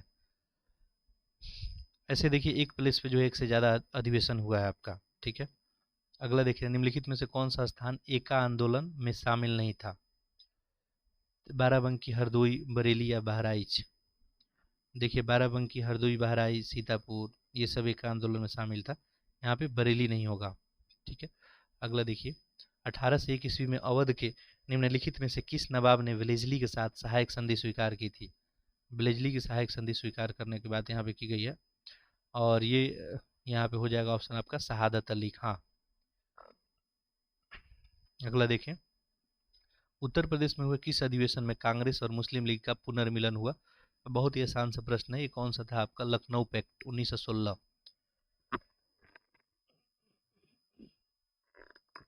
ठीक है, लखनऊ पैक्ट ही था। इसमें मुस्लिम लीग एक बार फिर जो है कांग्रेस के साथ यहाँ पे आई थी, समझौता वगैरह हुआ था। निम्नलिखित में से कौन सा जौनपुर में वास्तुकला की सरकी शैली का उल्लेखनीय उदाहरण है? तो यहाँ पे अटाला मस्जिद, जामा मस्जिद, लाल दरवाज़ा, ये उपयुक्त सभी। देखिए यहाँ पे पूछा गया है कि वास्तुकला की सर की शैली, तो सारा सर की शैली में ही ऑप्शन डी हो जाएगा। 68 देखते हैं। मेरठ षड्यंत्र केस में फंसे कैदियों को बचाने के लिए निम्नलिखित में से किस वकील ने पैरवी नहीं की थी? यहाँ पूछा गया कौन नहीं किया था? जवाहरलाल नेहरू, मोतीलाल, कैलाशनाथ काटजू, एमजी छगला। तो यहाँ पे जो है ऑप्शन हो जाएगा आपका बी, मोतीलाल नेहरू इसमें पैरवी नहीं किए थे, बाकी लोग इसमें किए थे। ठीक है, जवाहरलाल नेहरू हो गए, या अंसारी, कैलाशनाथ काटजू हो गए, एमजी छलगा हो गए, ये लोग पैरवी किए थे। भारत छोड़ो आंदोलन में किसके अंतर्गत बलिया में स्वतंत्र सरकार का गठन किया गया था? तो सब में मॉडर्न इंडिया का क्वेश्चन है आपका। जीतू पांडे के जो है नेतृत्व में बलिया में सरकार बनाया गया था। नवीनतम पुरातात्विक खुदाई के आधार पर भारतीय उपमहाद्वीप में सबसे पुराना कृषि साक्ष्य उत्तर प्रदेश में निम्नलिखित में से किस स्थल पर मिला था? ये भी आसान सा प्रश्न है, लाहौरदा। ठीक है, लाहौरादे में आपको मिला था। और यहाँ से देखेंगे तो चावल का हमको प्रमाण मिलता है लगभग 8000 से 9000 ईसा पूर्व में। अब देखिए कुछ मैथ का रीजनिंग का प्रश्न है। 223 यहाँ पे स्टार है, 431 में कौन से न्यूनतम मान को स्टार की जगह पर रखा जाए ताकि 9 से विभाज्य हो जाए? देखिए 3 से या 9 से डिवाइड होने का एक ही तरीका है। देखिए नंबर सिस्टम आपको मैथमेटिक्स में पढ़ाया गया, वहाँ पे सब बात बताया गया है कि आखिर 2 से डिवाइड होना, 3 से, 4 से, 5 से, 6 से, 11 से डिवाइड होने के लिए क्या मतलब तरीका होता है कि आप देख के बता पाएंगे। तो ऐसे में देखिए यहाँ पे बोला है कि 9 से डिवाइड होने वाला। देखिए नंबर क्या है, 2 2 3, यहाँ पे आपको ये स्टार है, ये 4 3 1। देखिए 3 से या 9 से डिवाइड होना है, तो ऐसे में क्या करें, सारा डिजिट का अगर जोड़ 9 से डिवाइड हो जा रहा है या 3 से डिवाइड हो जा रहा है तो 9 से होगा। तो यहाँ पे ऐड करते हैं हम लोग, 2 + 2 + 3 + 4 + 3 + 1। देखिए कितना हो गया, 2 2 4, 4 3 7, 7 4 11, 11 3 14, 14 1 15। देखिए 15 आ गया। 15 में मिनिमम क्या ऐड करेंगे कि आप बताइए 9 से डिवाइड हो जाएगा? तो 15 में क्या कर दे ऐड, 3 कर दे ऐड। तो 15 3 18, और 18 बिल्कुल 9 से डिवाइड हो जाएगा, तो ऑप्शन यही बन जाएगा। अब यहाँ पे जो है और कोई डिजिट लेते हैं आप, मान लीजिए 4 आप लेते हैं, 9 से नहीं होता। 5 लेते तब भी नहीं होता। 6 लेते तब भी नहीं होता डिवाइड। अगला प्रश्न देखिए, यदि निर्माता को 10%, कोई निर्माण करने वाली कोई कंपनी है, कोई वस्तु बना लीजिए, मान लीजिए निर्माता को मिल रहा है 10% लाभ, थोक व्यापारी होता है होलसेल वाला, उसको 15%, और खुदरा वाले को 25% लाभ हो रहा है। तो एक टेबल के उत्पादन लागत ज्ञात कीजिए यदि उसका खुदरा मूल्य इतना है। सिंपल सा बात पूछा जा रहा है कि कोई भी एक टेबल है मान लीजिए, तो एक जो उसका निर्माता होता है उसको 10% प्रॉफिट होता है, जब वो थोक के पास जाता है तो उसको 15%, और थोक से दुकानदार खुदरा वाले ले जाते हैं, खुदरा वाले जब बेच रहा है तो उसको 25% लाभ हो रहा है, और खुदरा मूल्य 1265 है। तो आखिर जो है टेबल का उत्पादन लागत कितना था, यानी निर्माता उसको कितने में बनाया होगा, ये पूछा गया था। तो म्यूजियम कर लेते हैं हम लोग, मान लीजिए 100 रुपये में बनाया होगा, तो एक्स का निर्माता कितना फायदा हो रहा है, 10%, तो 110/100 हो जाएगा, इंटू यहाँ पे व्यापारी को कितना फायदा हो रहा है 15, तो 115/100 हो जाएगा, इंटू यहाँ पे खुदरा वाले को कितना प्रॉफिट हो रहा है 25%, तो 125/100 हो जाएगा, इक्वल टू कितना बन रहा है 1265 रुपया। बस यहाँ पे आपको सॉल्व करना है, आपका आंसर बन जाएगा। यहाँ पे केवल यहाँ पे आपको सॉल्यूशन देना है। देखिए तो यहाँ पे देखेंगे तो ये 5 दूना 10 और 5 दूना 10, ये 5 दूना 10 जीरो हो गया, ये 5 से हो जाएगा 5 चौका 20, ये 5 दूना 10 और ये 5 दिए 15, कैलकुलेशन बस रह गया यहाँ पे आपका। फिर ये डिवाइड होगा तो 5 दूने 10 हो जाएगा, ये 5 दूने 10 50 25, ये 50 25 हो गया, 5 चौके 20 हो गया, ये 5 से फिर 20। ठीक है, अब देखिए ऊपर 23 इंटू 23 है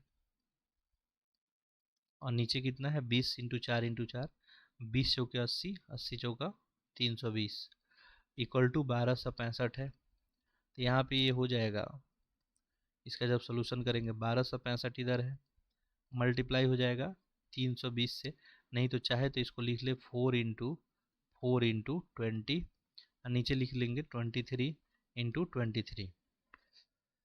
अब देखेंगे तो ये 23 इंटू 23, ये 23 से डिवाइड होगा। ठीक है, 23 से डिवाइड हो जाएगा,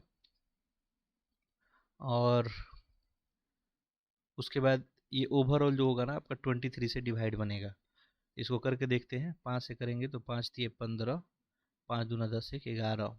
ठीक है, 5 बार में नहीं ऐसे, चलिए 23 से डिवाइड लग जाएगा। इसको आप लोग डिवाइड करेंगे, कैलकुलेशन करेंगे।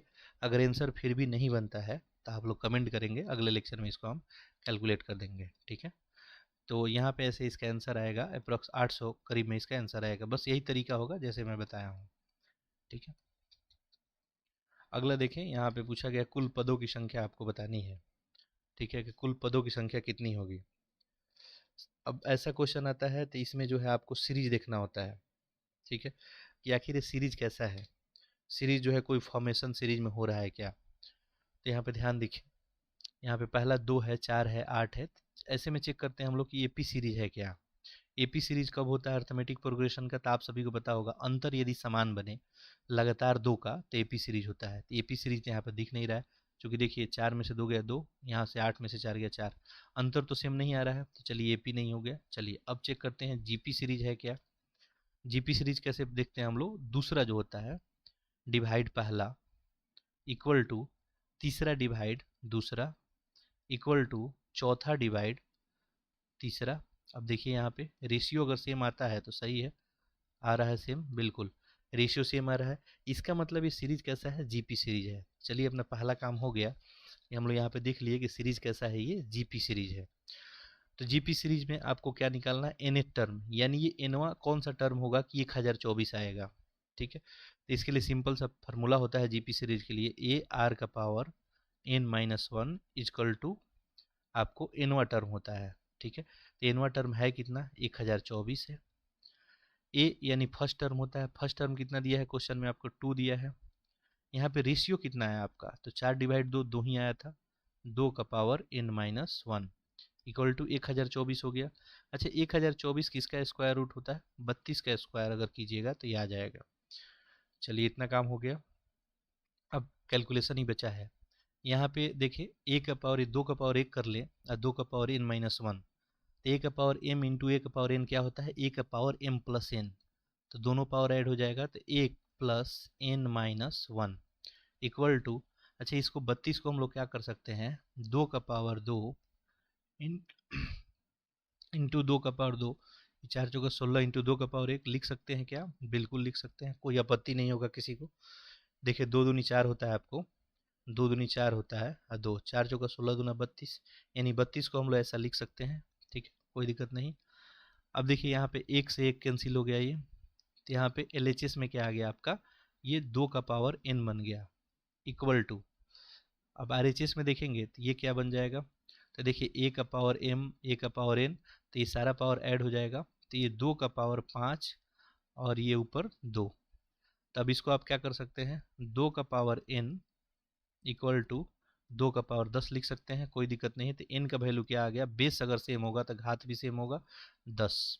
ठीक है, तो यहाँ पे देखिए आंसर क्या बन जाएगा, 10। चलिए फिर एक बार हम बता देते हैं, देखिए सिंपल सा बात है। ठीक है, ये जीपी सीरीज था, जीपी सीरीज के लिए ए का पावर n-1 हो जाता है इंटू 10-24।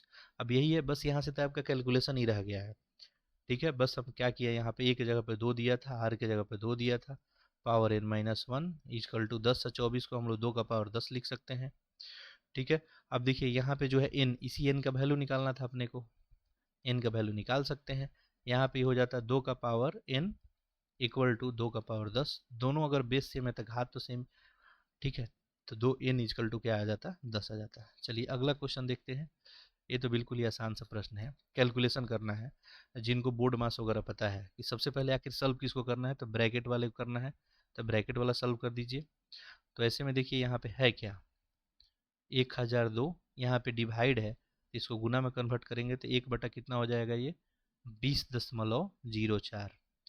अब देखिए दशमलव अगर हटाएंगे तो ऊपर जो है 1 पे डबल जीरो हो जाएगा, कोई आपत्ति नहीं, तो ये 2004 हो जाएगा। 1002 से 2 से मल्टीप्लाई करेंगे 2004, 2 से करेंगे 50 आ गया।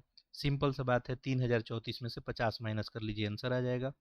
ये देखिए 4 में से 0 गया, 4 ही हो गया। ये 3 में से 13 में से 5 गया, ये हो गया आपका 8।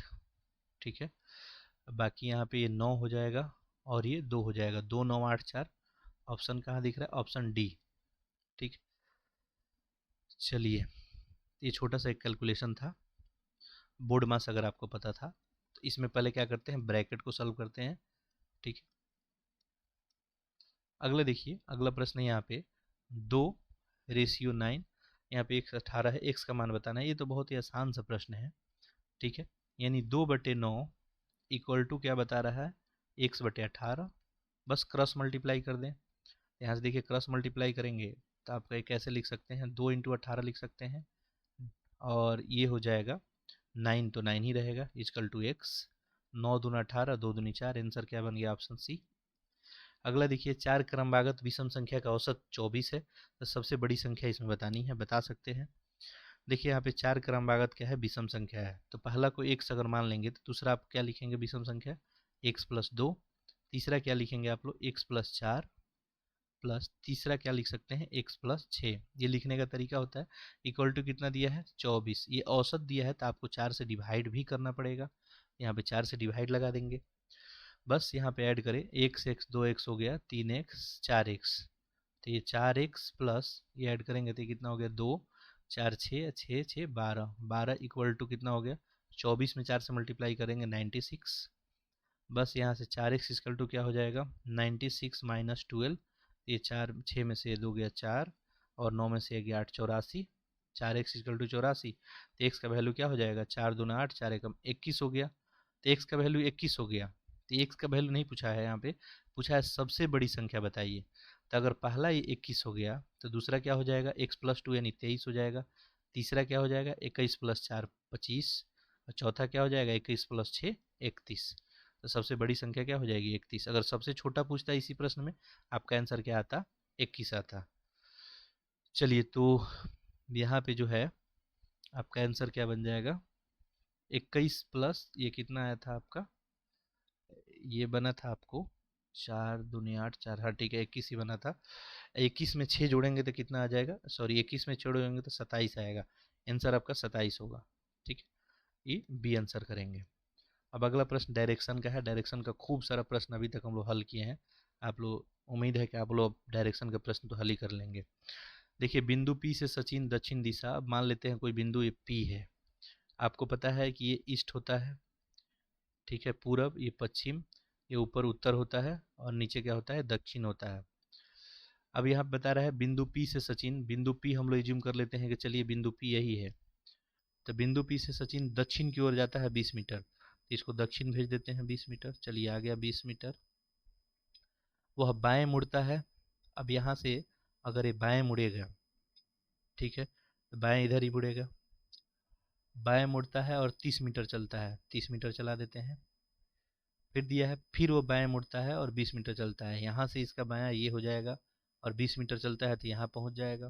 ठीक है, अब वो फिर से बाएं मुड़ता है और 40 मीटर चलता है, तो यहाँ से अगर बाएं मुड़ेगा 40 मीटर चलेगा तो 30 तो ये चल दिया, थोड़ा सा और चलेगा यहाँ पे, तो यहाँ पहुँच गया। ठीक है, ये 40 मीटर हो गया टोटल, तो ये 30 हुआ, तो ये 10 बना इधर। नेक्स्ट, और बिंदु क्यू पे पहुँचता है, तो ये बिंदु क्यू पे पहुँच गया। तो पूछ रहा है बिंदु पी से क्यू की दूरी क्या है, बहुत ही आसान है, देखिए कितना हो गया, 10 हो गया, 10 सीधे दिख रहा है। 10 मीटर कैसा है, तो पश्चिम में है, तो ऑप्शन क्या हो जाएगा, ये बी, 10 मीटर पश्चिम। अगर किन्हीं को मान लीजिए समझ में नहीं आ रहा है तो वो लोग कमेंट करके पूछ सकते हैं कि हाँ हमको 77 जो है हमको दूसरे तरीके से बताया जाए, ठीक है, हम बताएंगे। ठीक है, कोई प्रश्न आपसे ऐसा नहीं होगा कि हल नहीं होगा। अब देखिए यहाँ पे मद्रास है, मद्रास का कोड दिया है, तो वैसे ही पूछ रहा है कि बॉम्बे का कोड क्या होगा। तो ऐसे क्वेश्चन में तो आपको चीज़ चेक करना होता है कि आखिर मद्रास को ऐसे देते, देखिए एम के बाद एन आता है, ए के बाद बी आता है, बड़ी आसान सा क्वेश्चन है, डी के बाद ई आता है, बस क्या करें, बी के बाद क्या आ जाएगा, सी। ठीक है, सी के बाद अगर देखेंगे ओ के बाद क्या आ जाएगा आपका, तो यहाँ पे देखेंगे ओ के बाद पी, एम के बाद एन, बी के बाद सी, ए के बाद बी, वाई के बाद जेड। अब देखिए सी पी एन जेड सब कहाँ है, तो ऑप्शन ए में दिख रहा है, ऑप्शन ए ही हो जाएगा। रीना की उम्र जो है सुनीता से दोगुनी है, ये दिया है।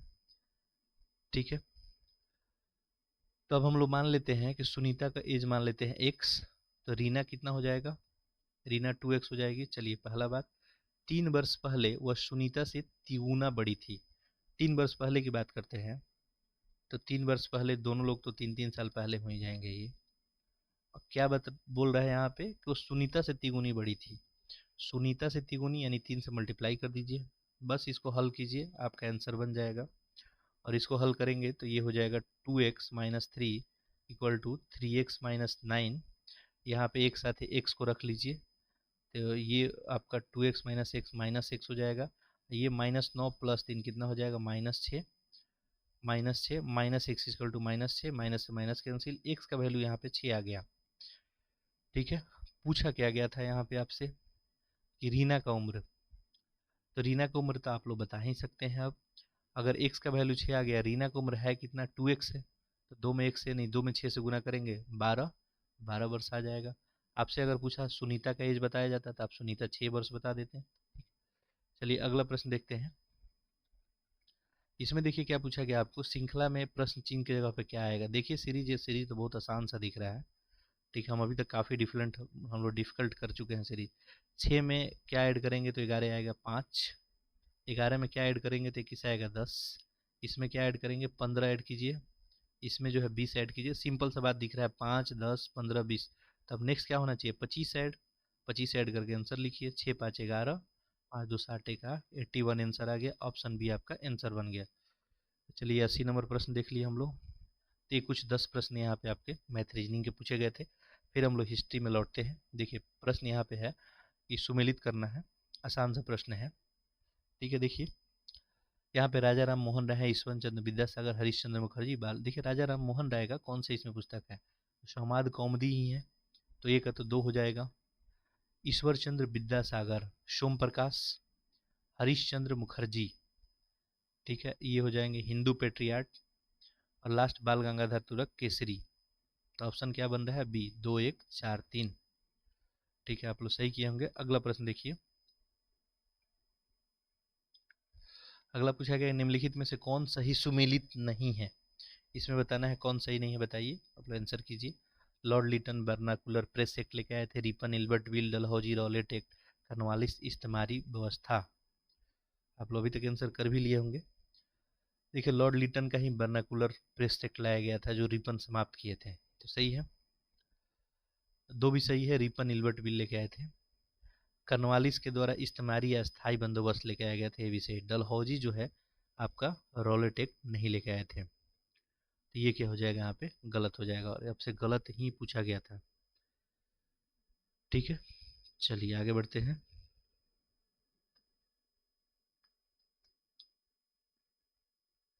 अच्छा एक क्वेश्चन यहाँ पे, अब आखिर डलहौजी रॉलेट एक्ट नहीं लेके आए थे तो किन के समय आया था रॉलेट एक्ट। ठीक है, तो ये बात आप ध्यान रखेंगे, ये चेम्सफोर्ड के समय आया था। ठीक है, ये चेम्सफोर्ड का कार्यकाल जो था आपका 1916 से 21 तक था, रॉलेट एक्ट 1919 में आया था। ठीक है, अगला देखिए, निम्नलिखित घटनाओं विचार कीजिए। उपरोक्त घटनाओं को कालक्रम अनुसार व्यवस्थित करना है। अब आपको ईयर पता होना चाहिए, आप आंसर कर लेंगे। ठीक है, जैसे यहाँ पे हंटर कमीशन का गठन कब किया गया था, इलाहाबाद विश्वविद्यालय का स्थापना हो गया, डूरन रेखा का निर्धारण, सांप्रदायिक निर्णय। ठीक है, देखिए इलाहाबाद विश्वविद्यालय 1887 में बना था आपको।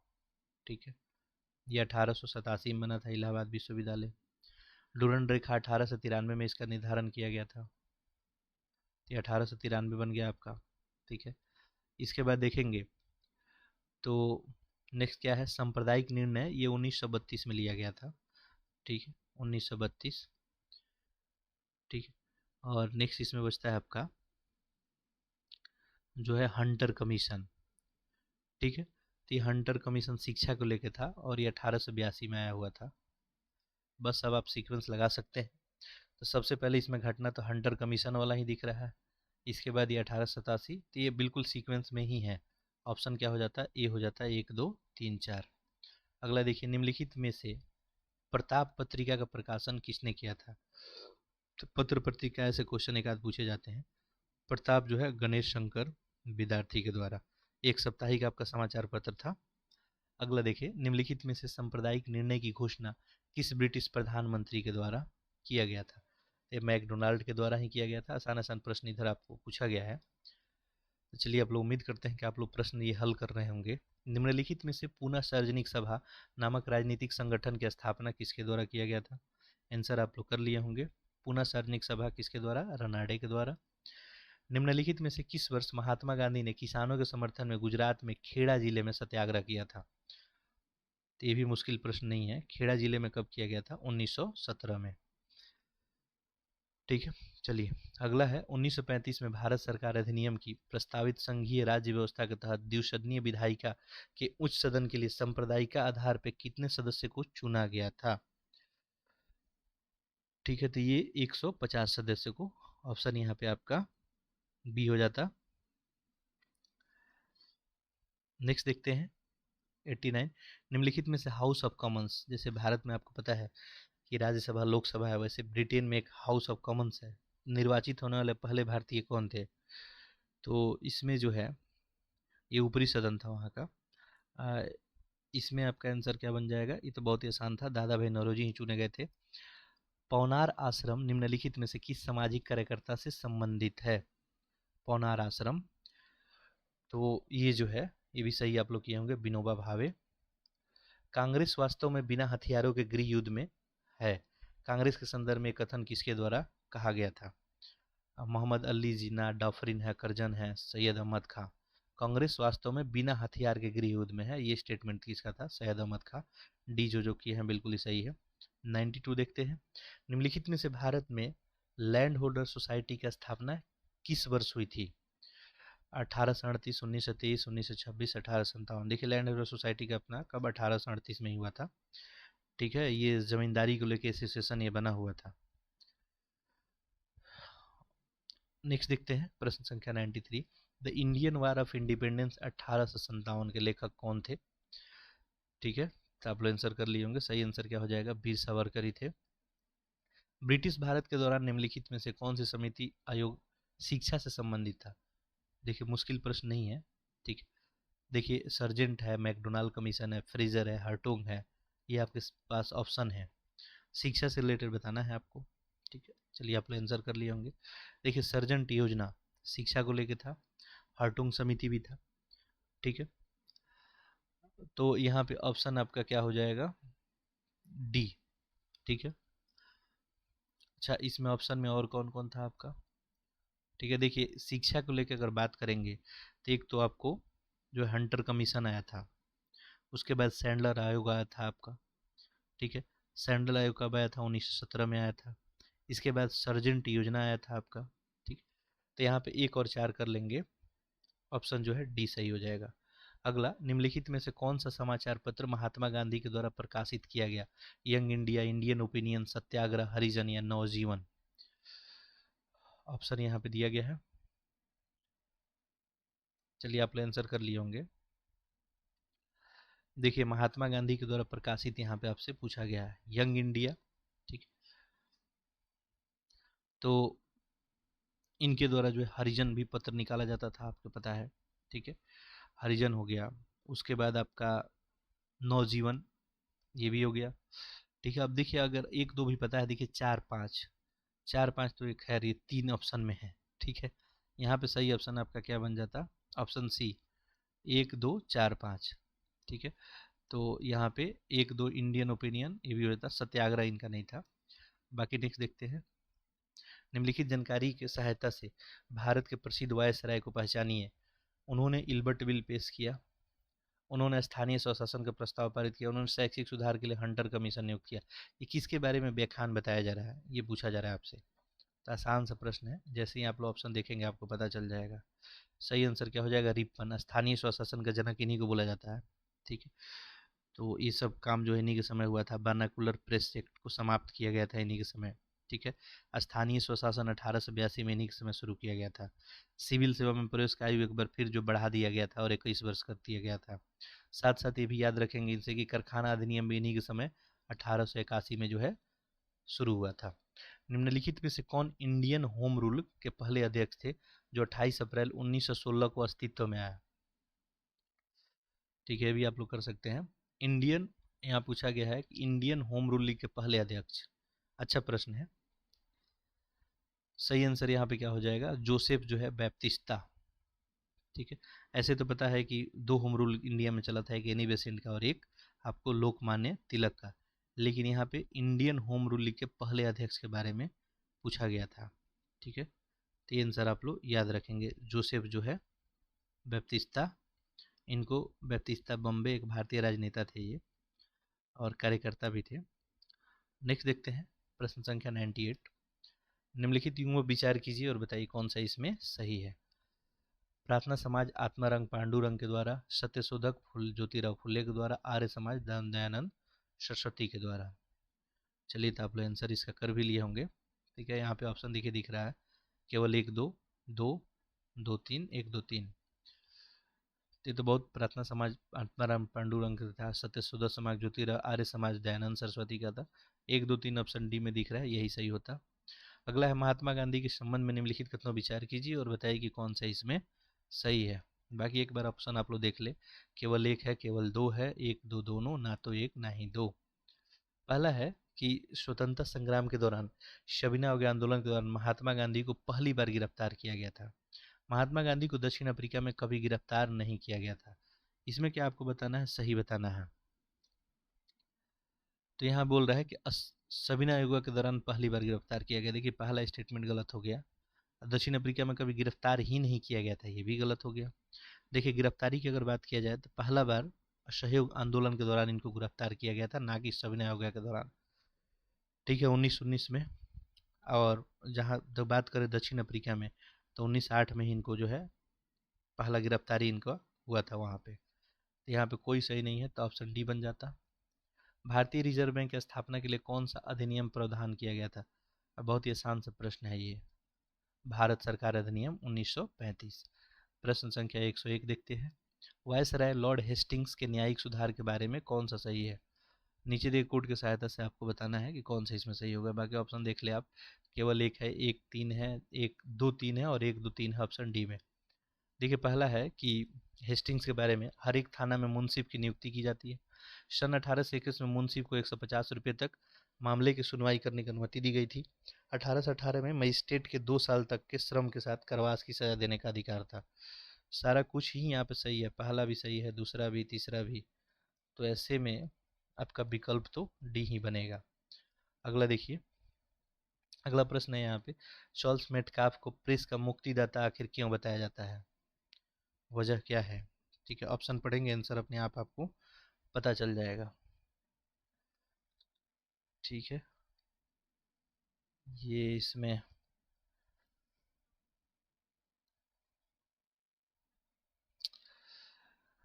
इस पीडीएफ में थोड़ा सा इशू आया है। चलिए, लेकिन आप सभी को दिख रहा होगा सारा पीडीएफ में कैसा इशू आ गया है यहाँ पे।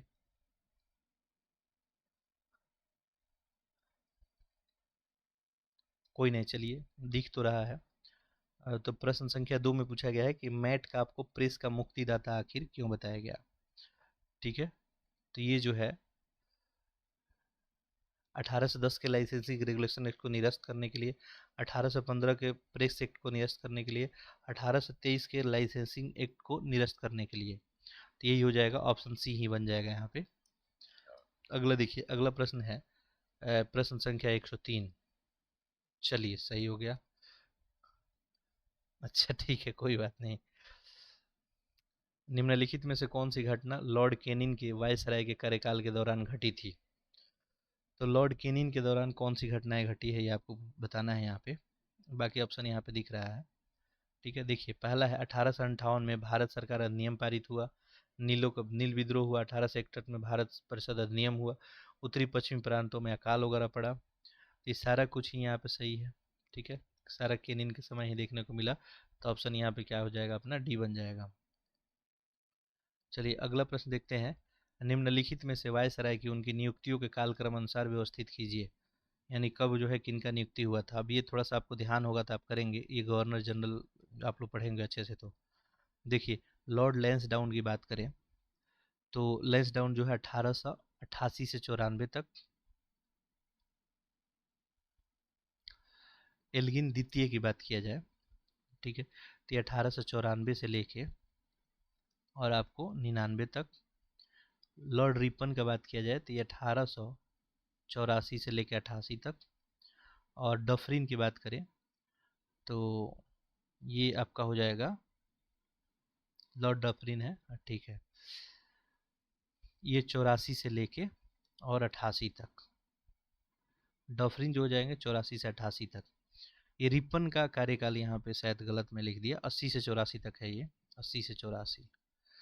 तो बस यहाँ पे आप सीक्वेंस बना ही सकते हैं। देखिए सबसे पहले इसमें देखेंगे तो 1880 से 84 है, तो 3 बन जाएगा, इसके बाद 4 बन जाएगा, और नेक्स्ट 1, और इसके बाद 2। चलिए ऑप्शन को देखते हैं। तो यहाँ पे ऑप्शन आपका क्या बन जाएगा, 3 4 1 2, ऑप्शन बी हो जाएगा। चलिए अगला देखते हैं। निम्नलिखित में से कौन सी घटना लॉर्ड रीडिंग के वायसराय के कार्यकाल के दौरान घटित हुई थी। विश्व भारती विश्वविद्यालय की स्थापना, काकोरी षड्यंत्र हुआ था, भारतीय कम्युनिस्ट पार्टी का स्थापना हुआ था, सी आर दास की मृत्यु हो गई थी। तो यहाँ पे जो है लॉर्ड रीडिंग के दौरान पूछा गया है। चलिए आप लोग आंसर कर लिए होंगे। सही आंसर क्या हो जाएगा, ऑप्शन डी, सारा कुछ ही सही है यहाँ पे। अगला देखिए, पूछा गया है कि जब कांग्रेस के स्वयं सेवकों ने धरसना नामक डिपो पे छापा मारा तो महात्मा गांधी किस जेल में बंद थे। ये अहमदनगर का फोर्ट है, साबरमती है, आगा खा पैलेस है, यरवदा। तो यहाँ पे ऑप्शन ए हो जाएगा, अहमदनगर का फोर्ट जेल। भारत के विभाजन के समय ब्रिटिश भारत के निम्नलिखित प्रांतों में कौन सा संयुक्त और स्वतंत्र अस्तित्व की योजना के साथ आगे आया। बंगाल, पंजाब, असम या बिहार। हम स्वतंत्र ही रहेंगे, ठीक है, तो ये पंजाब आया था। अगला देखिए, 17 नवंबर 1932 से 24 दिसंबर 1932 के बीच तीसरे गोलमेज सम्मेलन किस पार्टियों के नाम भाग लिया। देखिए 3 गोलमेज सम्मेलन हुआ था, 1930, 31 और 32। तो 32 में जो है कौन कौन पार्टी भाग लिए थे पूछा गया है। ब्रिटिश लेबर पार्टी, मुस्लिम लीग, भारतीय राष्ट्रीय कांग्रेस या उपरोक्त सभी। देखिए मुस्लिम लीग तो इसमें भाग लिया था, ठीक है। भारतीय राष्ट्रीय कांग्रेस तीसरा में भाग नहीं लिया था, ना पहला में, केवल ये भाग लिया था दूसरा में, वही महात्मा गांधी गए हुए थे। तो यहाँ पे जो है ऑप्शन बी ही बन जाएगा।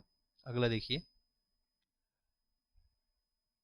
अगला पूछा गया निम्नलिखित में से इंडियन नेशनल एसोसिएशन का स्थापना किसके द्वारा किया गया था। ये तो बिल्कुल ही फैक्चुअल सा प्रश्न था, सुरेंद्र नाथ बनर्जी के द्वारा। अगला देखते हैं प्रश्न संख्या 10। पूछा गया है कि बम और पिस्तौल क्रांति नहीं करते हैं, क्रांति की तलवार विचारों की शान पे तेज होती है। निम्नलिखित में से किस स्वतंत्र सेनानी से संबंधित है वाक्यांश। ये भगत सिंह का स्टेटमेंट था। भारतीय स्वतंत्रता आंदोलन के दौरान व्यक्तिगत सत्याग्रह के लिए चुने गए पहले व्यक्ति कौन थे। और बहुत ही आसान सा प्रश्न है, आचार्य विनोबा भावे थे, ठीक है। आप लोग बताएंगे तीसरे जो है सत्याग्रही कौन थे, ये आप लोग थोड़ा बताएंगे, ठीक है। दूसरे तो थे आपको जवाहरलाल नेहरू, तीसरे कौन थे। अरबिंदो को निम्नलिखित में से किन आरोपों के संबंध में गिरफ्तार किया गया था। तो इनको जो है अलीपुर बम केस है, काकोरी है, लाहौर साजिश है, कोल्हापुर। तो ये बिल्कुल सही हो जाएगा पहला, अलीपुर, ठीक है। अगला, स्वदेशी आंदोलन भारत में निम्नलिखित में से किस घटना के दौरान शुरू हुआ था। तो बहुत आसान सा प्रश्न है, आपको पता होना चाहिए स्वदेशी आंदोलन कब हुआ था, ठीक है। उसके आसपास की कौन घटनाएं घटित हुई है। तो बंगाल का विभाजन हुआ था, और उसी की वजह से स्वदेशी आंदोलन आपका हुआ था। देखिए 7 अगस्त 1905 को बंगाल विभाजन का घोषणा किया गया था, और इसके बाद जो है स्वदेशी आंदोलन का शुरुआत हुआ था। निम्नलिखित में से किसने 1880 के दशक की शुरुआत में आर्य महिला समाज की स्थापना की थी। तो आर्य महिला समाज, ये पंडित रामाबाई के द्वारा। निम्नलिखित में से चंपारण सत्याग्रह का संबंध किससे था। नील की खेती से, प्लेग बीमारी, मिल मालिकों से, या जमीन के ताजा आकलन से। ये भी आसान सा प्रश्न है, नील की खेती से ही था। 3/20 पद्धति वहाँ पर लागू था, यानी 20 कट्ठे में 3 कट्ठे आपको खेती करनी थी नील की। निम्नलिखित में से किस कार्य का श्रेय लॉर्ड डलहौजी का नहीं है इसमें, ठीक है। बर्मा का विलय है, मैसूर का विलय, सतारा का विलय, पंजाब का। डलहौजी तो आप सभी को पता है, हड़प नीति लेके आए थे। हड़प नीति के अंतर्गत बहुत सारे जो है यहाँ पे क्षेत्रों को विलय किया गया था। ये मैसूर का विलय इनके समय नहीं हुआ था, यही सही हो जाएगा यहाँ पे। बाकी सब तो सही है, बर्मा, सतारा, पंजाब सब सही है, ठीक है। चलिए नेक्स्ट देखते हैं, प्रश्न संख्या 117। देखिए यहाँ पे क्या पूछा गया, भारत में पहली कपास मिल कताई मिल के रूप में निम्नलिखित में से कहाँ पर स्थापित किया गया था। कपास मिल कलकत्ता, बम्बे, दिल्ली और मद्रास में। बिल्कुल ही आसान सा प्रश्न है। 1854 में भारत का पहला कपड़ा मिल बना था बम्बे में, ठीक है। कहाँ बना था, बम्बे में। कावस जी जो है नाना भाई डाबर के नेतृत्व में। अगला देखिए, 1921 में नरेंद्र मंडल या चैम्बर ऑफ प्रिंसेस का उद्घाटन निम्नलिखित में से किसके द्वारा किया गया था? ये ड्यूक ऑफ कनाट के द्वारा किया गया था। निम्नलिखित में से कामागाटा मारू क्या था? एक जहाज था, एक बंदरगाह था, एक सेना की इकाई, औद्योगिक टाउनशिप। आप आंसर कर लिए होंगे, बहुत ही आसान प्रश्न था। एक जो जहाज था, कामागाटा मारू प्रकरण हुआ था, कनाडा जब पहुंचे थे लोग जहाज से वापस लौटा दिया गया था। निम्नलिखित में से खिलाफत आंदोलन किसके द्वारा शुरू किया गया था? देखिए, मोहम्मद अली जिन्ना है, डॉक्टर जाकिर हुसैन, फखरुद्दीन अली अहमद, अली जो है ब्रदर्स, अब अली बंधु लिखता है, यहाँ ब्रदर्स लिखा गया, बात से मियाँ अली बंधु के द्वारा किया गया था।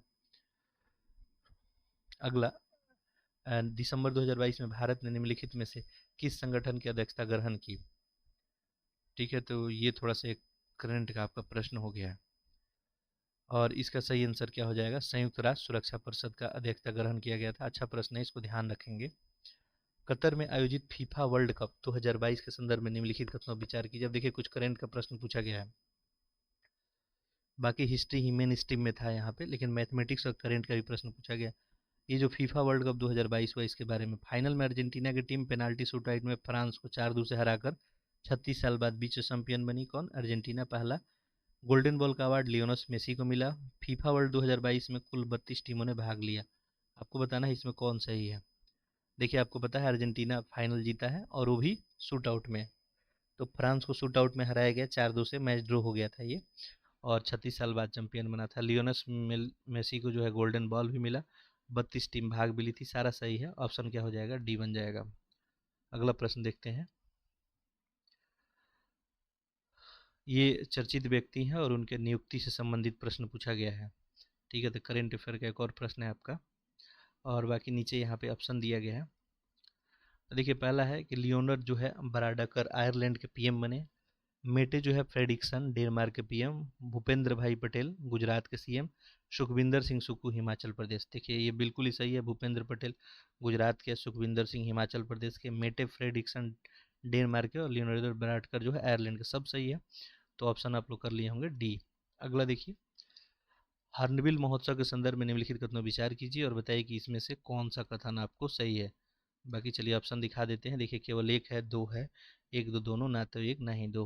हॉर्नबिल महोत्सव के बारे में, भारतीय उपराष्ट्रपति ने हॉर्नबिल फेस्टिवल 2022 का 23वां संस्करण का उद्घाटन किया। हॉर्नबिल महोत्सव पश्चिमी घाट की जनजातियों द्वारा अपनी संस्कृति और विशेषता को बनाए रखने के लिए हर एक साल आयोजित किया जाता है। ये पश्चिमी घाट का दिया गया है, ये स्टेटमेंट तो क्या हो गया? गलत हो गया। ठीक है, नागालैंड में सबसे बड़े सांस्कृतिक कार्यक्रम के रूप में मनाया जाता है इसको। बाकी भारत के उपराष्ट्रपति के द्वारा किया गया था। पहला सही है, दूसरा गलत हो गया, तो यहाँ सही बताना था ना, तो केवल एक हो जाएगा। अगला प्रश्न है यहाँ पे आपका 6125। 65वीं राष्ट्रीय निशानेबाजी चैंपियन में 10 मीटर एयर पिस्टल वर्ग में उत्तर प्रदेश के संस्कृति बना को हराकर निम्नलिखित में से किसने गोल्ड मेडल जीता? ठीक है, तो ये एक राज्य विशेष आपका करंट अफेयर है। ये दिव्या टीएस ने। दिसंबर 2022 में अंतिम सप्ताह में भारत के किस पड़ोसी देश के पूर्व राष्ट्रपति को रिश्वत लेने और मनी लॉन्ड्रिंग के दोषी मानते हुए 11 वर्ष के कारावास सहित $50 लाख का जुर्माना भी लगाया गया? ये जो है मालदीव के। अगला देखते हैं, प्रश्न संख्या 127। देखिए, यहाँ पे क्या पूछा गया, दिसंबर 2022 में किस देश के निचले सदन यानी प्रतिनिधि सभा ने समलैंगिक विवाह को संरक्षण देने के लिए विधेयक को आखिरकार अंतिम रूप से मंजूरी जो है दे दी? तो ये संयुक्त राज्य अमेरिका ही हो जाएगा। ठीक।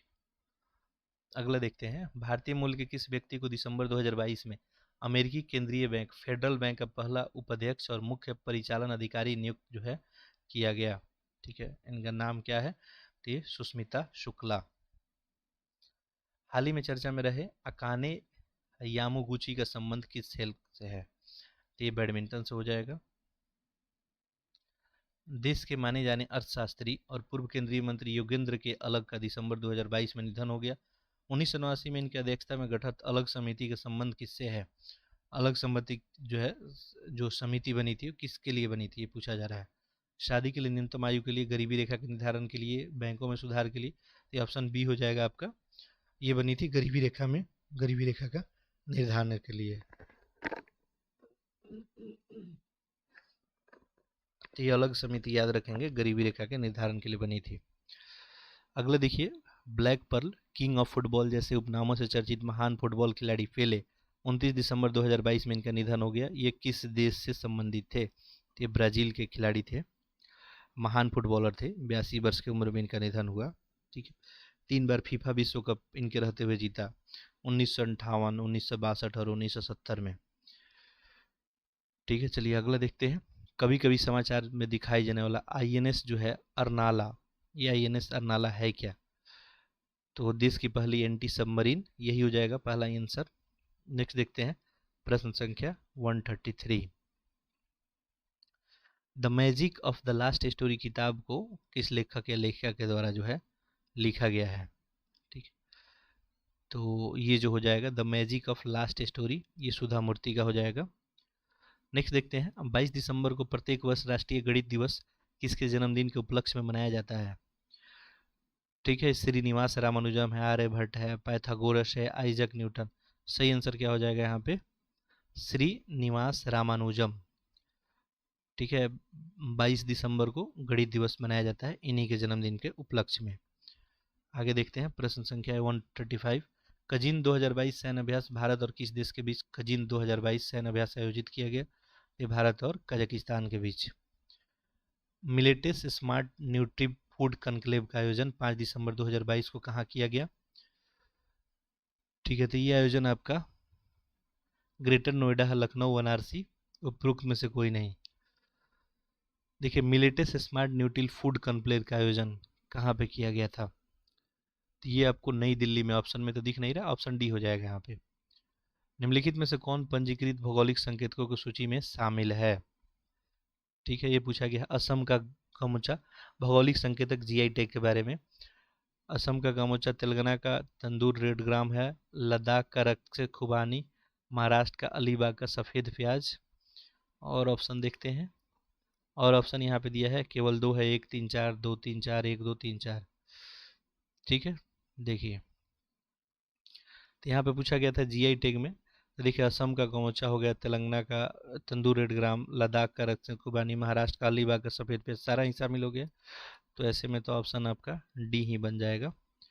ठीक है, अगला देखिए, संस्कृति मंत्रालय ने प्रसिद्ध फाउंडेशन के सहयोग से वीएलआर भारत मिटस इंडिया टैगलाइन के साथ कहाँ पे अंतर्राष्ट्रीय कला महोत्सव का आयोजन किया?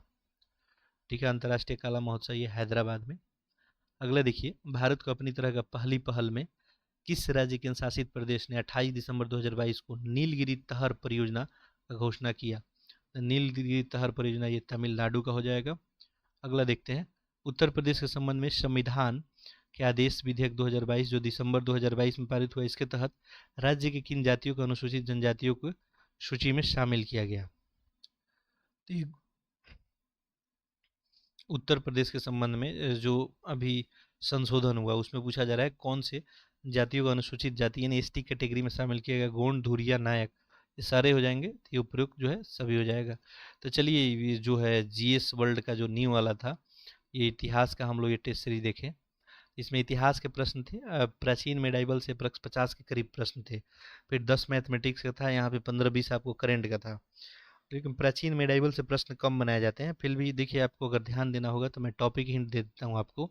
एक तो आप लोग सल्तनत काल के शासन प्रशासन को देख लेंगे थोड़ा सा एक नज़र में, और दूसरा जो है मुगल काल के बारे में भी थोड़ा सा देख सकते हैं। इनके शासन प्रशासन की टर्म कौन कौन से यूज होता है, वहाँ से कुछ बार प्रश्न बनाए गए हैं। ठीक है, चलिए, तो बाकी नेक्स्ट टेस्ट सीरीज में हम लोग फिर मिलेंगे। बाकी आपका कोई फीडबैक कमेंट होगा तो आप लोग ज़रूर लिख देंगे, और पीडीएफ वगैरह के लिए टेलीग्राम चैनल ज्वाइन कर लेंगे। बाकी मैं एक प्लान कर रहा हूँ कि आप सभी के लिए क्या से क्या बेहतर किया जाए। ठीक है, चूँकि एग्जामिनेशन डे भी अप्रॉक्स जो है अनाउंस हो चुका है, जो अभी ऑफिशियली तो नहीं है लेकिन अप्रॉक्स मान के चले 4 फरवरी में ऐसा सुनने को आ रहा है। देखते हैं। ठीक है, बाकी आप लोग टेस्ट सीरीज बनाते रहें, रिवीजन करते रहें ज़्यादा से ज़्यादा, और कोई आपका फीडबैक हो तो आप तो कमेंट बॉक्स में ज़रूर लिखेंगे। चलिए, आप सभी का बहुत बहुत धन्यवाद।